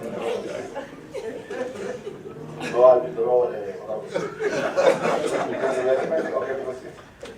Yeah, Honorable Speaker, we once again second that the council approved the write-off of all the retentions which have not been claimed as presented by the member of the Mayoral Committee of Finance. Thanks very much. Thank you very much. The item on the writing of the retentions has been approved with those additions made by councillors, and not forgetting the two parties that said they abstained from this decision. Honorable Speaker, we didn't abstain. We voted against it. There's a difference. Okay, thank you. Can we now move over to item number 7.16, Executive Mayor debt write-off for the Kumbi and Harana local municipalities. Thank you very much once again, Speaker, for the opportunity. The item which we are presenting to Council today that we request Council to approve the write-off of Lebele Kumbi local municipality and former Anang municipality. And Speaker, if you can recall, those of you who have been councillors for long will then recall that previously the budget for operations and maintenance was then transferred to local municipality. Upon local municipality using the budget, they will then provide the proof for expenses on how they use the money to then the municipality. But this was not done, and attempts were made to the local municipality to make them prove or submit expenses for the remaining conditional grant transferred to them. For Lepelle, it was an amount of 68,169, and for the then Aranam municipality was an amount of 930,697 and 72 cents. And at the time, the municipality could not provide the necessary documents, particularly on this matter. Well, we are all aware that the Aranam local municipality has since been de-established, so it means that this amount is irrecoverable. And again, several attempts, if you can also go through the report, there's a letter attachment here written by the Deputy CFO in a capacity then as the acting CFO to request Lepelle in Ngumbi municipality to provide to the district the supporting document, and this was not done. So hence we are saying here that this amount keeps on appearing on our financial statement, and clearly we cannot recover or get proof of how that money was used. So we're then requesting that Council should then allow us to write off this amount from our books. Thank you very much. Thank you, Executive Mayor, for the presentation. May Councillors engage on the submission. Councillor Chidi and Councillor Mutulu, the two councillors. All right, thank you, Honorable Speaker. On page 433, it says, before the disestablishment of Aranam local municipality, request for a refund of 930,697 and 72 cents were sent to the municipality. At the time, the municipality did not respond, and the debt remains outstanding. But here's the interesting part. Aranam became part of Polokwane municipality. Some parts of it went to Blowback, so forth and so forth. If I'm not mistaken, maybe some parts it might have gone to Municipal as well. So in essence, what I'm trying to say is that, Honorable Speaker, those who were in that institution did not die. The institution did not disappear. It just got amalgamated into existing institutions. So it is for that matter what the executive mayor had IGR as a tool which could have been utilized to try and locate the 930,697 and 72 cents. So what is the purpose of IGR if this type of things persist? And where is the reporting on the reasonable steps taken to try and get the debt settled, particularly the one year Lepelle Ngumbi? Because remember, Honorable Speaker, when the AG comes and audits our books, there's an issue of debt impairment.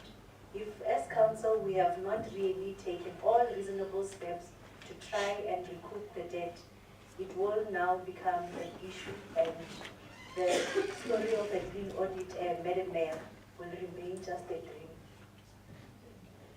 So that was just my submission in terms of IGR for now.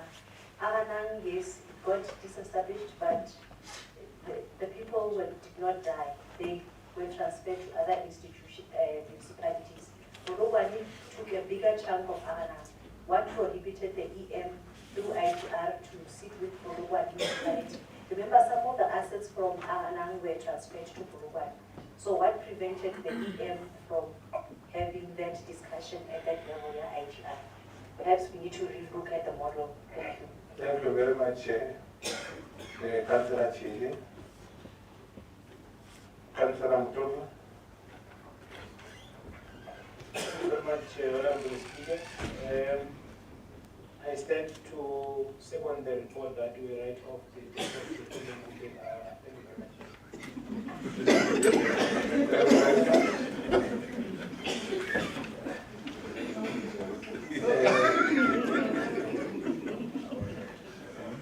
Despite that, but the Councillor can ask some questions. Can comments in detail. Thank you very much, Councillor Mokelo. Well, thank you very much, Honorable Speaker. Let me indicate that, colleagues, if you check, this debt has been in our book before 2013. So clearly, for us to be able to come here means that we've explored all avenues to try to recover this debt. So the reason we are bringing this here, and also the law allows that if there is a debt which can be classified as irrecoverable, we can write that debt off. So from before 2013, we were not even a councillor then, and we still have this debt in our book appearing. So hence we are here requesting for council to say, or if you're going to book in Jarina, writer off. Thank you very much. I think Councillor Mutoka already seconded the submission and made the executive. Thank you very much. So that the item there is proposed, the debt from the pendant group and former Arana shall be obtained off in the executive side. Thank you very much. Can we now go to reports of the legislative arm of council? Remember, those closed items will be attended later. Can we move over to 7.2.1, the report of the office of the week on council for quarter ended 30th of June 2022. Acting Chief Whip Municipal.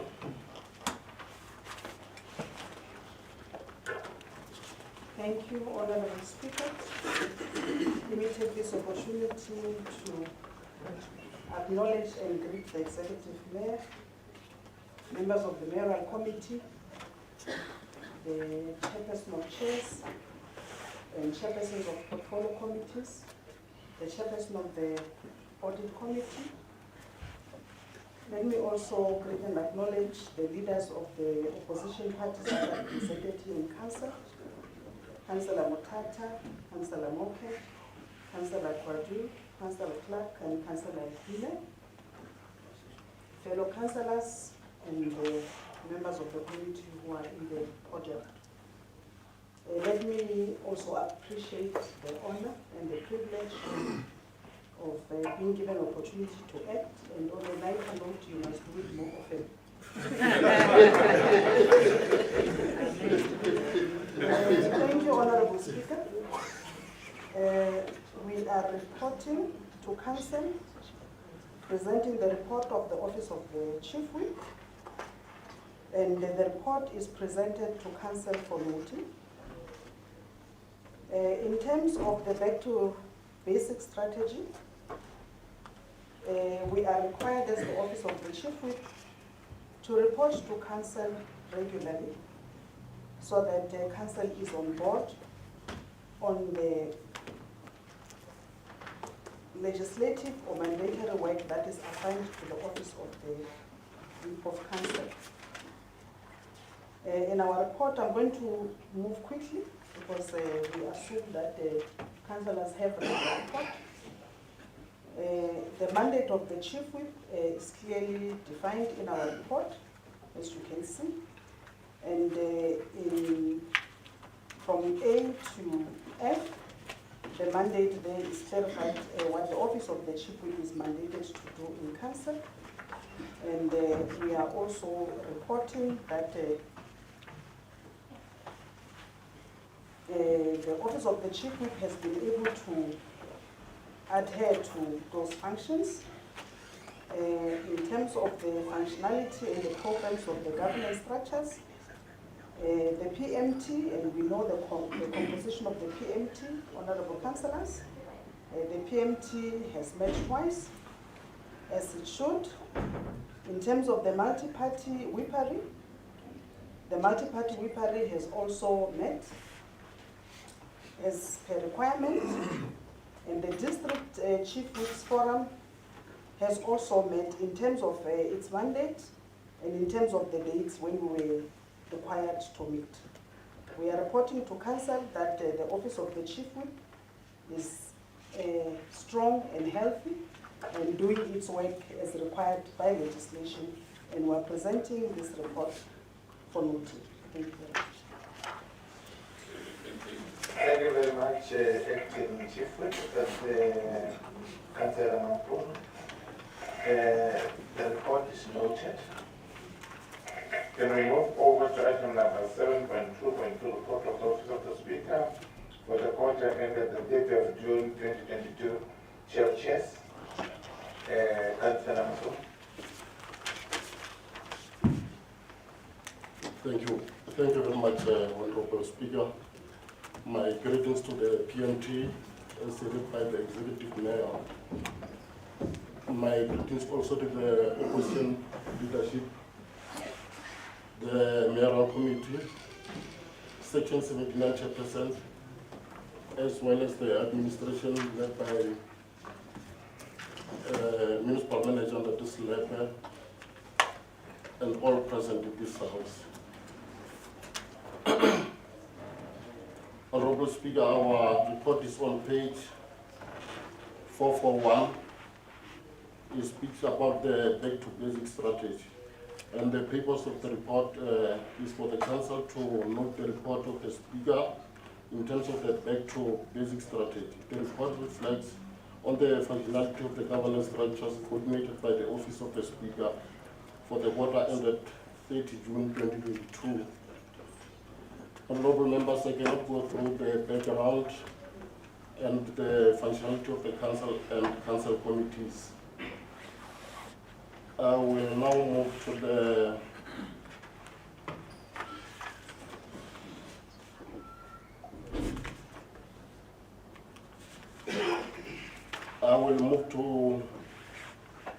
the progress in terms of the establishment of ward committees in our local municipalities. From the Office of the Speaker, we can confirm that both the Lowberg and Monomole municipalities are at 100% in terms of appointing and induction of ward committees. At Lepelle and Gumbi, we have only 2 disputes at Ward 24 and Ward 28, which we believe that the Speaker in Lepelle and Gumbi will fast track the process of meeting the required number of 300 ward committee members. And in Bulwane municipality, they are still at 0% and the induction is still pending. The ward committee establishment report is due to be served in the Bulwane local municipality. We believe that before the end of this quarter, before the end of the coming quarter, both the Office of Speakers in the Parliament and Bulwane municipality to be done with the establishment of ward committees. Our recommendation is that the Council knows the quarterly report of the Office of Speaker for the period of 1st April 2022 to 30 June 2022. Thank you very much, Speaker. Thank you very much. The report is noted. Councillor, switch off your mic. Thank you very much. Then we move over to Speaker. Notwithstanding the fact that this is for noting, but if we check on page 443, Municipal Public Accounts MPEC held 75 meetings. Can that be corrected? What's the question? I think it's only 5 meetings that were held, not 75 or 75. Oh. Don't know what that number is, but it's 75. With those corrections, the report is noted as submitted by the Self Council. Thank you very much.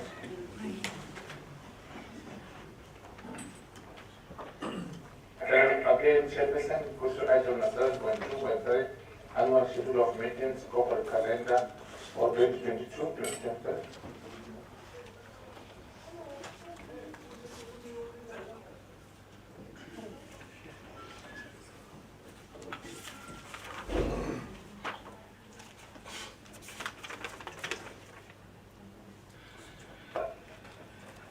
Thank you very much, Honorable Speaker. The report is on page 447 and it speaks about the annual schedule of meetings. The purpose of this report is for the Council to approve the annual schedule of meetings for the 2022-2023 financial year. and the background is clearly indicated in our report, and there is no financial implication. Honorable members, the Office of Speaker has made consultation with all stakeholders, including the local municipalities and internal department. We therefore appeal to our local councillors who serve in Capricorn District Municipality to consider this annual schedule report when they have made in their own plan at what level. On that note, Honorable Speaker, we recommend that Council approve the annual schedule of meetings for the 2022-2023 financial year. Thank you very much. Thank you, Mr. So, can I check? Councillor Mamabolo, your mic is on. Can we check with councillors if they want to engage on this one? Councillor Chief. Honorable Speaker, my contributions are not necessarily problematic to the effect.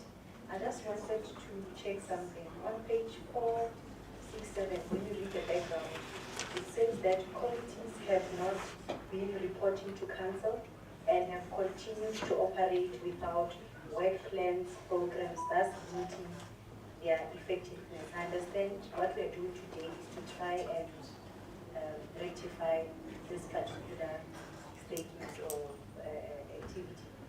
Speaker, you would have noticed that in today's council sitting, there were items that were brought to council for voting. Of course, with the understanding that they have been comprehensively, so what's in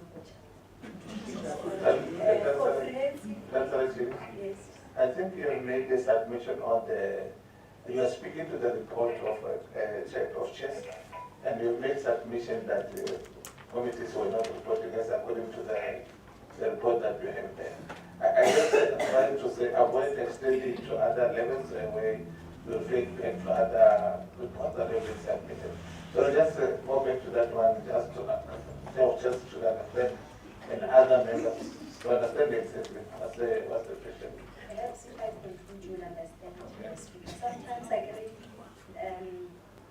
There are two roads to where either by a day at R71 or by a sound level. The roads. They're not changing the straight one.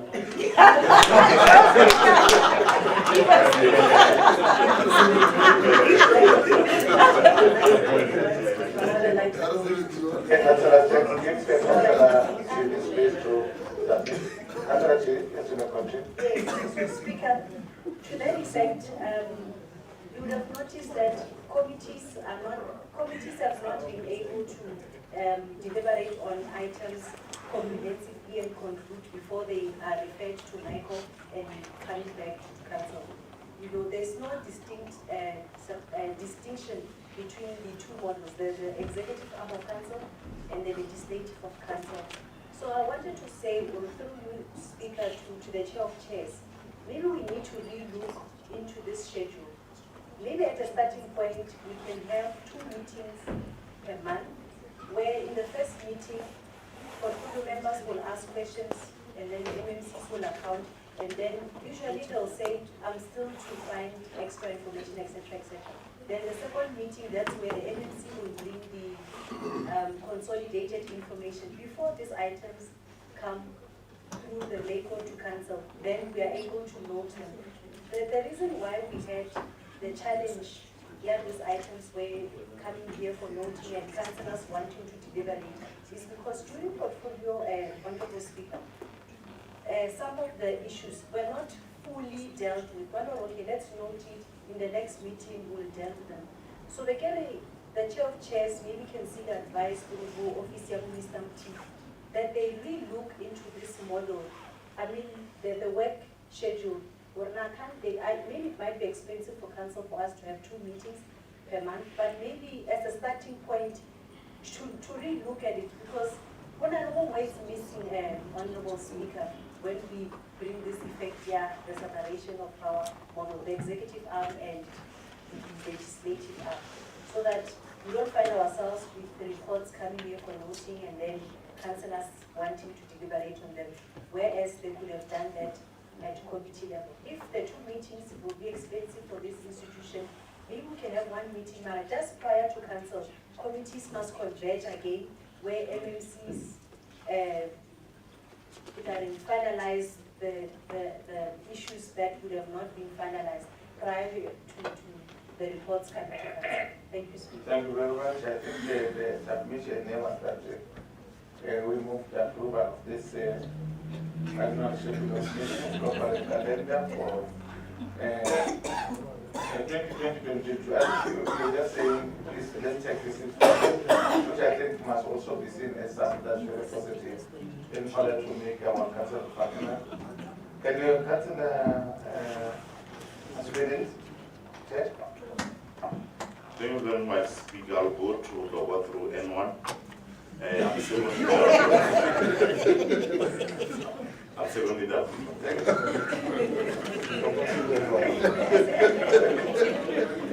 Thank you very much, Chair. Can we move over to item number Councillor Maswede, now it's your turn to present to this council the reviewed council rules of order 7.2.1.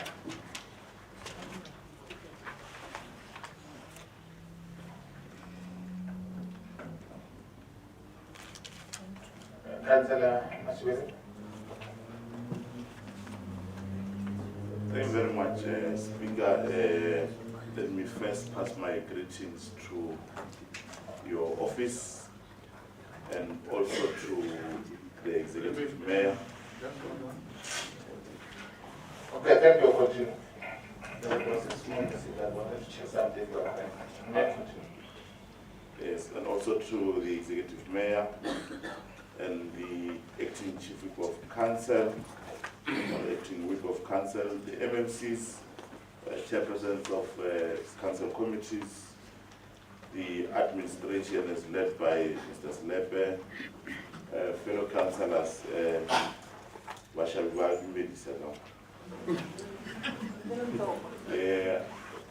I'm not sure, Chair, if you allow me to present all the reports. Thank you very much. Our first report is on page 473. I'll go straight to the recommendation that we request council to approve the reviewed council rules of order. We'll go to the second report, which is on page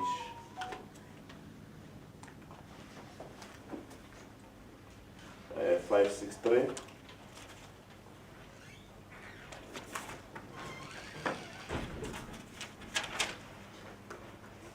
And the recommendation is a report of the quarterly progress, report of Ethics, Rules and Integrity Committee. The recommendation says that we request council to consider the quarterly progress report for the Ethics, Rules and Integrity Committee for the period April to June 2022. Then we go to the next report, which is on page 570.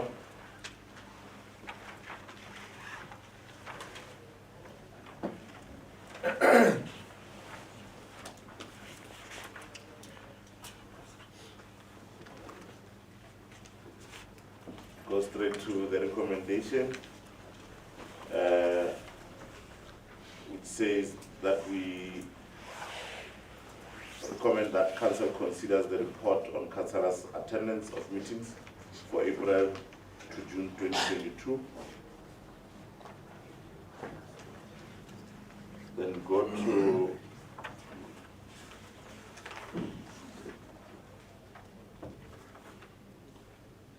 page 592, which is the annual report on councillors' attendance of meetings, 2021-2022 financial year. The recommendation that council adopt the annual report on councillors' attendance of meetings for July 2021 to June 2022.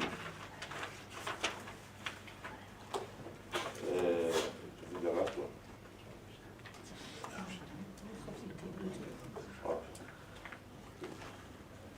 This is after 729, 729. And then go to the next page, which is 592. Yeah, 592. It's a report, annual report on councillors' attendance of meetings. No, I covered that. Councillor Maswini. It's on the... May you check again on 7.2.8? 7.2.8. Or the declaration of, that's page 578. So.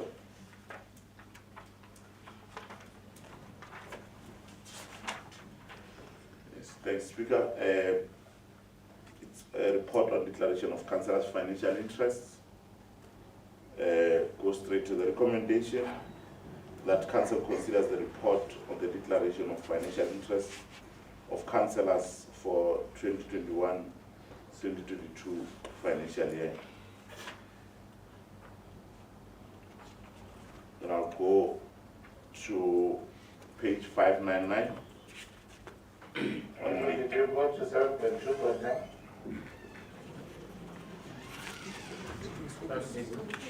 Page 589, 582.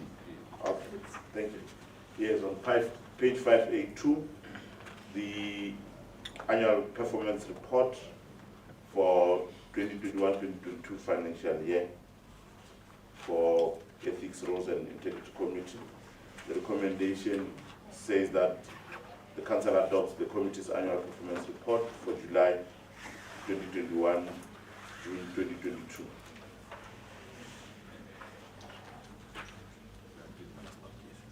Then I'll go to page 599. Yes, on the annual work plan. No, she's correct. I'm correct. Thank you. I know I can always be right. Page 599, that's the annual work plan for 2022 to 2023. The recommendation says the recommendation is that the council approves the Ethics, Rules and Integrity Committee 2022-2023 annual work plan.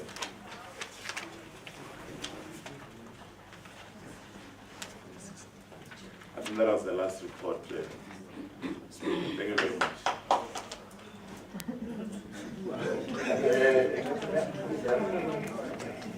Thank you very much, Honourable Speaker. As I move for the approval of the reviewed rules of order, I just want to make just one amendment. If you go to page 508, in terms of the numbering of the rules of order, it's page 30 of 84, under sanction for non-attendance of councillor. And you go to rule number 109, subsection 4. It says that if your committee finds that a member has breached rule number 1091, the member shall be fined an amount determined by council in terms of rule number 275, subsection 1A. And if you go to rule number 275, subsection 1A, which speaks to the state of the district address, the relevant rule there should be rule number 279, subsection 1, which deals with offences and sanctions. So I just wanted to make that amendment. I move for the approval of... Just hold on, because there was a head who wanted to engage on that report. Okay. Sorry for that. Councillor. All right, thank you, Honourable Speaker. Okay, we appreciate the reviewing of the rules of order. It was a good move for this institution. But I just wanted to ask just two clarity-seeking questions regarding certain items which were not touched, if maybe they could be touched. With rule number 145, that talks about the restriction on written questions. It says that a member may ask up to 4 questions for written reply per meeting. And then it talks about the sub-questions. But I just want to know, when they talk about 4 questions for written reply, does it refer to the 4 sets of questions? For instance, let's say Councillor Chidi submits a question on Mutumo trading post with 3 sub-questions, a question on the mayoral vehicle, a question on projects, transformers, building. These are 3 sets of questions that I mentioned. So I wanted to know, when they say a member may ask 4 questions, does it mean like 4 sets, different topics, 4, or 1 question only on the Mutumo trading, but with sub-questions now? And then if it's the other, are we not restricting exercising oversight in terms of writing, in terms of limiting the written questions? Can't we really consider allowing councillors to can write 4 sets? Like in one meeting, you can have Councillor Chidi who has submitted questions on Mutumo trading post, the mayor's vehicle, and stolen transformers. Unlike having only to suppress and allow a councillor only to submit all Mutumo trading post for this meeting, and then I mean we are only having 4 ordinary councils in a year. So if we restrict it, if it somehow, I think my understanding is that it limits the councillor in terms of the oversight. So maybe the chairperson of ethics can just explain on that. There are 4 questions, but are 4 sets, like how I explain it, the 4 topics, or just 1 topic but with 4 submissions. And if possible, can we try to overlook it and try to accommodate the one of 4 topics? And then, Speaker, I just want to draw attention to rule number 212, year of Lenaga speaking time. Every a party be given 5 minutes on an item. Are we saying that when we deliberate on comprehensive issues, like for instance, IDP and budget, you know, those long items, are we saying that, for instance, the Democratic Alliance has 3 councillors? Should we divide that 5 minutes amongst the 3 of us? Or would we say 5 minutes per hand, which the speaker would have identified? If it's not how I am understanding it, can you please try to amend it? Because otherwise, it will limit participation in this council, Honorable Speaker. And then in terms of Rule 187, on page 58, where it talks about opposed matters. Speaker, we've been doing it wrong as Capricorn District Municipality. We have not been recording it in our minutes where it reflects objections and what do you call, objections, I mean opposed, when councillors are opposed to a matter. It has not been reflecting in our minutes. So maybe let us re-look into our rules of order and try to accommodate for that, so that for record keeping, we are able to know that on item 6, the Democratic Alliance was against that item, therefore it reflects, even though the item has been adopted by the majority council, but just in brackets, it reflects the opposed matter as stipulated in Rule 187. And then Chairperson, Honorable Speaker, through you to the Chairperson of Ethics, in terms of Rule 148, which is on page 50, it says that it's one that talks about follow-up to questions. It says that only the councillor who would have raised the initial question can come up with follow-up questions. So I wanted to ask, for progress' sake, can't we amend it and say that we open it to the floor to can ask follow-up questions on a matter which would have been raised on a particular councillor? The reason why I'm suggesting this, Honorable Speaker, I'm trying to buy you, is that let's say the EFF submitted written questions on the insourcing of security, and then only they are allowed to ask follow-up on that matter. And let's say, for instance, instance, as the Democratic Alliance, then really some form of interest into that. Now, one of the later on my DA, it submitted a similar type of motion or written motion because it was not able to form part of the follow-up questions. So I just wanted to ask if maybe Honorable Chairperson of Ethics can allow for others to can form part of following up of questions and not restrict it to the principal who would have written the follow-up questions. The last one, Honorable Speaker, it's the one on rule number 126 on page 43, the absence of a mover. My understanding is that in council, when you write a motion, it must be seconded by someone, that it's submitted as such. So if it happens that the mover is ill for unknown reasons, is not able to come to council, can we not allow the person who would have been the secondee can move for that motion if it is recorded that the initial mover was absent due to ill health or such reasons? And then, Speaker, the last submission, Rule 191, subsection 4, the one of secret ballot, on page 59 on soft copy. The ethics recommended that we scrap out the issue of voting of the secret ballot. But I wanted to ask, Speaker, when you read the judgment by the Constitutional Court between the United Democratic Movement and the Speaker of the National Assembly, shouldn't we keep this rule but continue with the prerogative of the Speaker deciding to go on a secret ballot, provided that the majority of the House agrees on that matter, so that we comply with the Constitutional Court ruling? I think CDM is not above the Constitutional Court. Us scrapping it out and saying we are not going to enter that space, it would be something unfortunate. Even Parliament had a similar debate on this matter. I think it was brought by the Democratic Alliance, and the EFF at some point also had the issue as secret ballot. But I just wanted us to let this guy scrap out and comply with the Constitutional Court. Let us give the prerogative to the Speaker to can decide based on the majority vote. Speaker, I'm sorry, the last one, the real last one, motion of exigency on KQ rule number 180.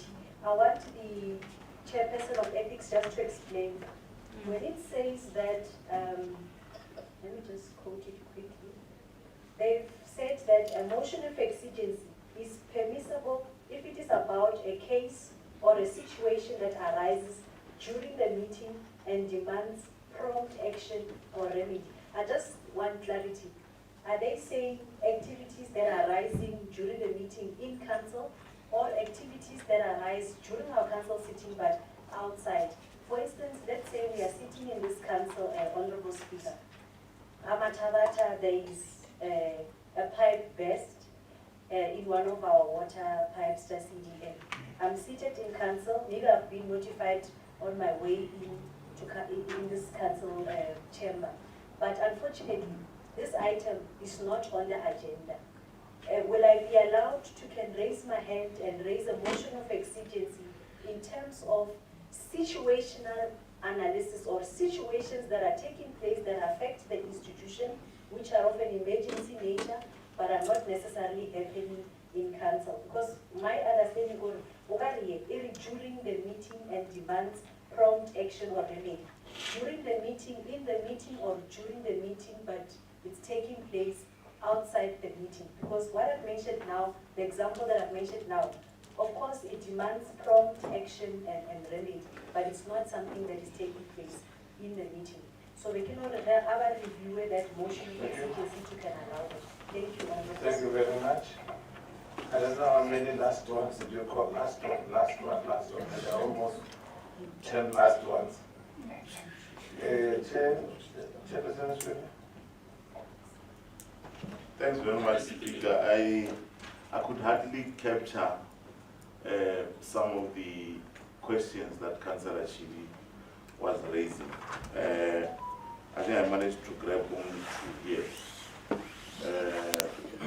which I can quickly respond to. But my part of the understanding is that we have not been having fiscal meetings for quite some time. So hearing each other's voice might be some of the things that we are in areas of.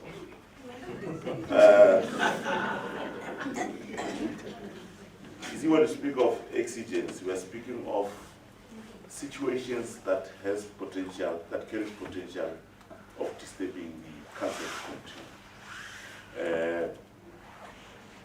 Surely, Councillor Chidi could just react the example of Amatawata, just not give.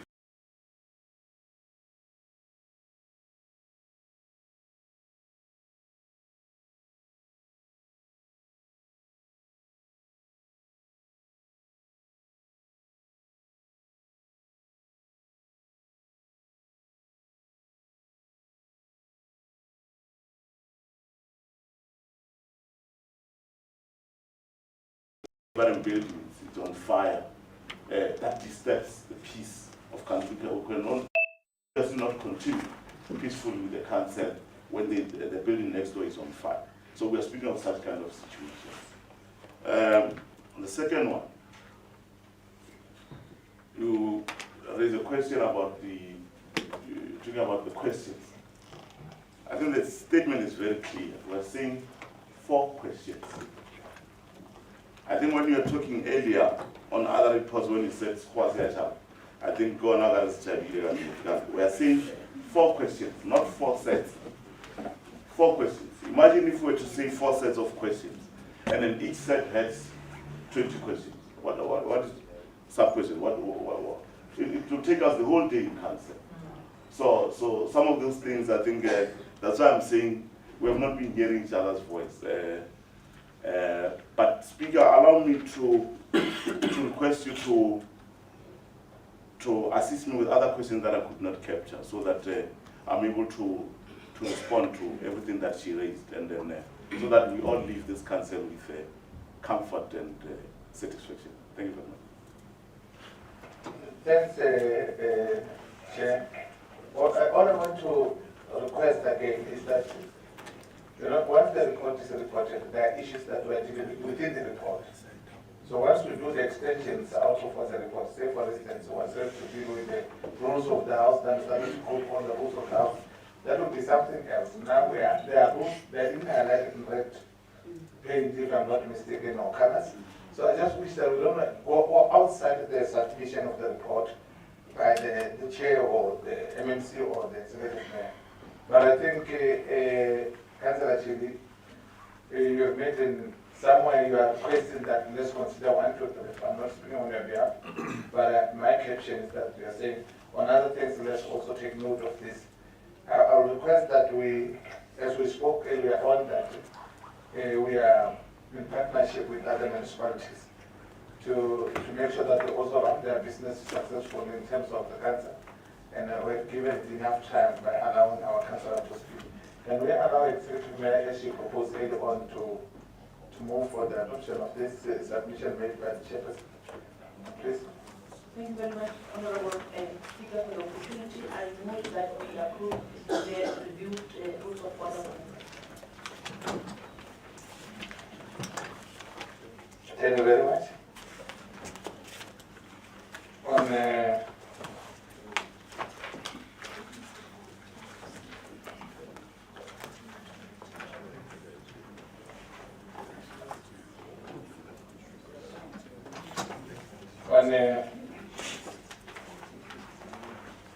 On the ethics rules and integrity committee, the report, I think,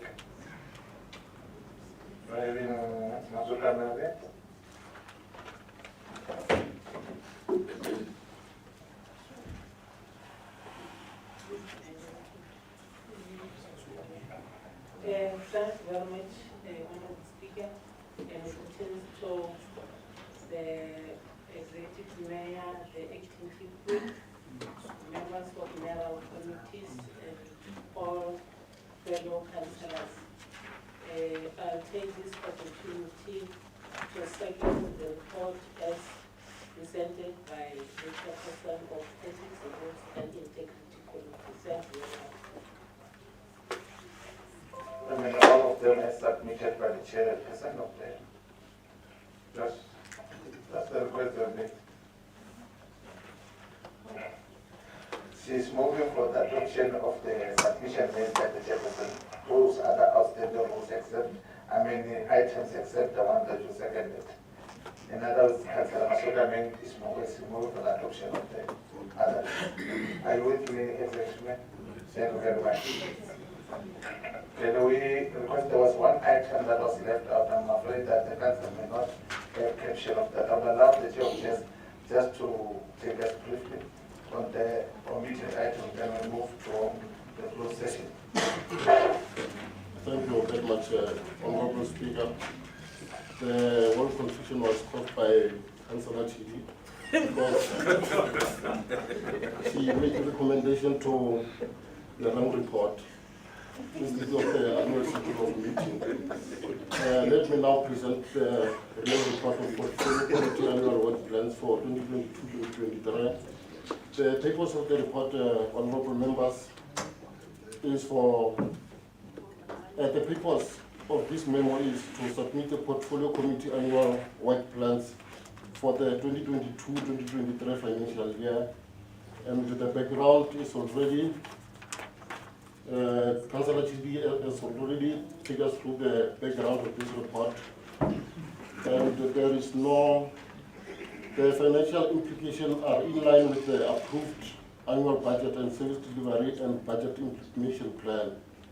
From the Office of the Speaker, we recommend that the Council approves Portfolio Committee annual work plans for the 2023 2022-2023 financial year, and that Council consider the request for additional Portfolio Committee project or site visit. Thank you very much, Honorable Speaker. Thank you, churches. Councillor Pugule. Thank you once more, Church.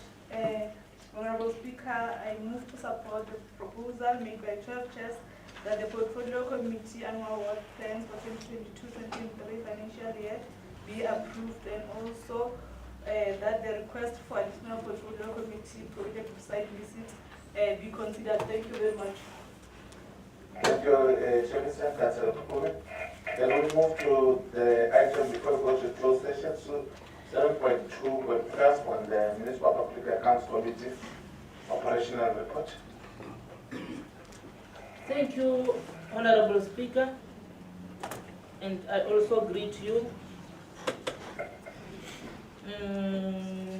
Her Worship, Executive Mayor Mima Milipitifu, Acting Chief Whip, and my colleagues at large, all councillors, Municipal Manager, Mr. Ramakuntani Selepe, and all management. The purpose of MPEG report, we submit it to Council on the work done by the committee during the fourth quarter 2021-2022 financial year. Then I will go straight to item number 2, meetings. We held 3 ordinary, 2 special, the strategic planning, and the district MPEG forum. And then 1 public hearing. There are some annexures, ABC, Q4, ABC. And then we had project visits. And then I will go straight to the findings. 6.1. Public hearing findings, where we have got only 9 of them. Number 1, delay in electrification of projects, non-implementation of internal audit action plans, no certificate of occupancy of this building. The last one, non-termination of defaulting customers, which encourages the non-payment character. And then during project visits, there is a delay or non-payment of some labors by some contractors. There are 3. And then 4, 5, they are up to 5. And then MPEC strategic planning session with our locals, non-appointment of dedicated support staff to MPEC in the Peleng Kumpi and Mole, inconsistency in reporting to council by local municipalities, non-holding of quarterly public hearing by those locals, Gadivona, and then in conclusion I can say the committee managed to meet the target set in the approved 2021-2022 annual work program. We have got recommendations on item number 8, which the first one reads that the executive mayor and municipal manager should ensure that ESCOM fast-track the electrification of projects. The project are not going to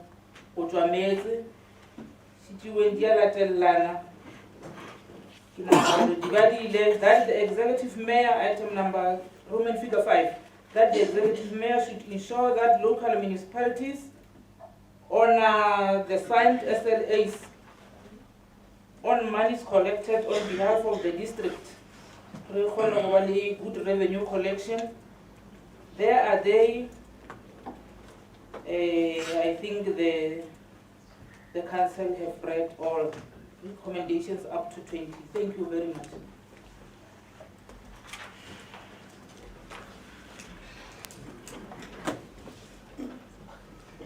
Can I check with your chair? Is it for approval? We have submitted the report to council only for the work done, just for noting.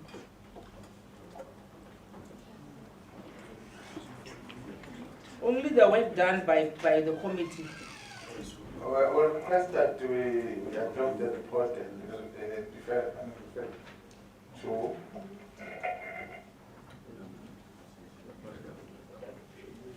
Okay, gentlemen, must move for the adoption of the report. Okay, thank you very much, Honorable Speaker. Let me also take this opportunity to appreciate and acknowledge the report submitted to us by MPEC. But also, we also appreciate the recommendations which MPEC has made to us. But also, Speaker, one is also worried about some of the recommendations made by... It has been a very, very long day. If you just stand up for the last time.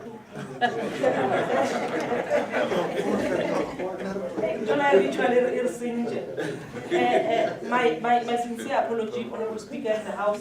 Let me indicate, I've already, I think, appreciated the report by MPEC, but one is also concerned about the recommendation that MPEC has made, which some of them might have financial implications to this council. For instance, recommendation number the Roman figure. The recommendation which speaks to the occupational certificate, particularly because the recommendation that we have been given timeline that the account officer should ensure that the municipality obtain or is in possession of the certificate of occupation for these offices before the end of December 2022. We acknowledge that this matter is very urgent, but also can't we at least say, because we know that we've already passed our budget for this financial year, can't we then, if MPEX allows, that we restructure the recommendation to say that the accounting officer should ensure that the municipality, the accounting officer should ensure that plans are in place to ensure that the municipality obtain the occupational certificate. Same goes to recommendation number Roman figure 1, 2, 3, 4, 5, 6, 7, or Roman figure 7, which says that the accounting officer should prioritize the replacements of leaking and asbestos pipes before the end of 2022-23 financial year to eliminate the water losses. Councillors, we appreciate and we also understand the urgency of this matter, and also I think the audit committee spoke of water losses, but the rest of the matter is that we've passed our budget and this has not been allocated in the budget here. So if we are saying that we're given this time to ensure that we replace them, where are we going to get a budget? But we can say that the MM must also then come up with plans to ensure that in future this matter of replacing asbestos pipe is attended to. But also we can also commit to say that we will also ensure that with the budget of operations and maintenance, we deal with issues of water loss. But to say replace before this date, I just wanted to make those few inputs which are possible. But generally, we really acknowledge the good work that MPEG is doing. Thank you so much.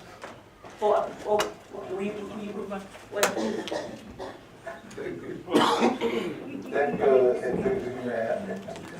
Mayor. This last one, 8.1, Executive Mayor.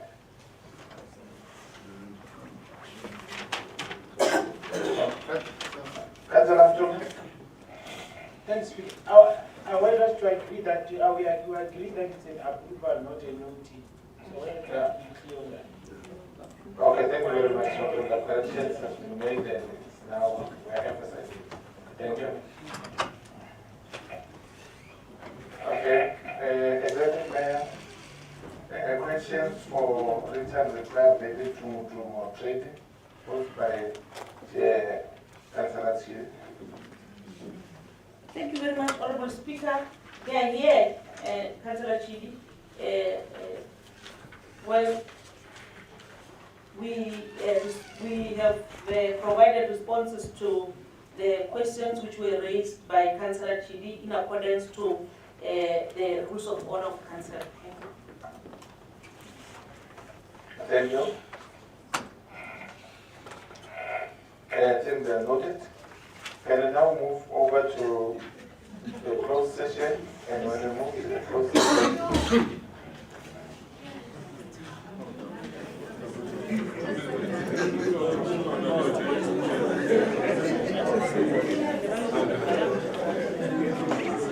okay, can we have a break of at least seconds when those ones are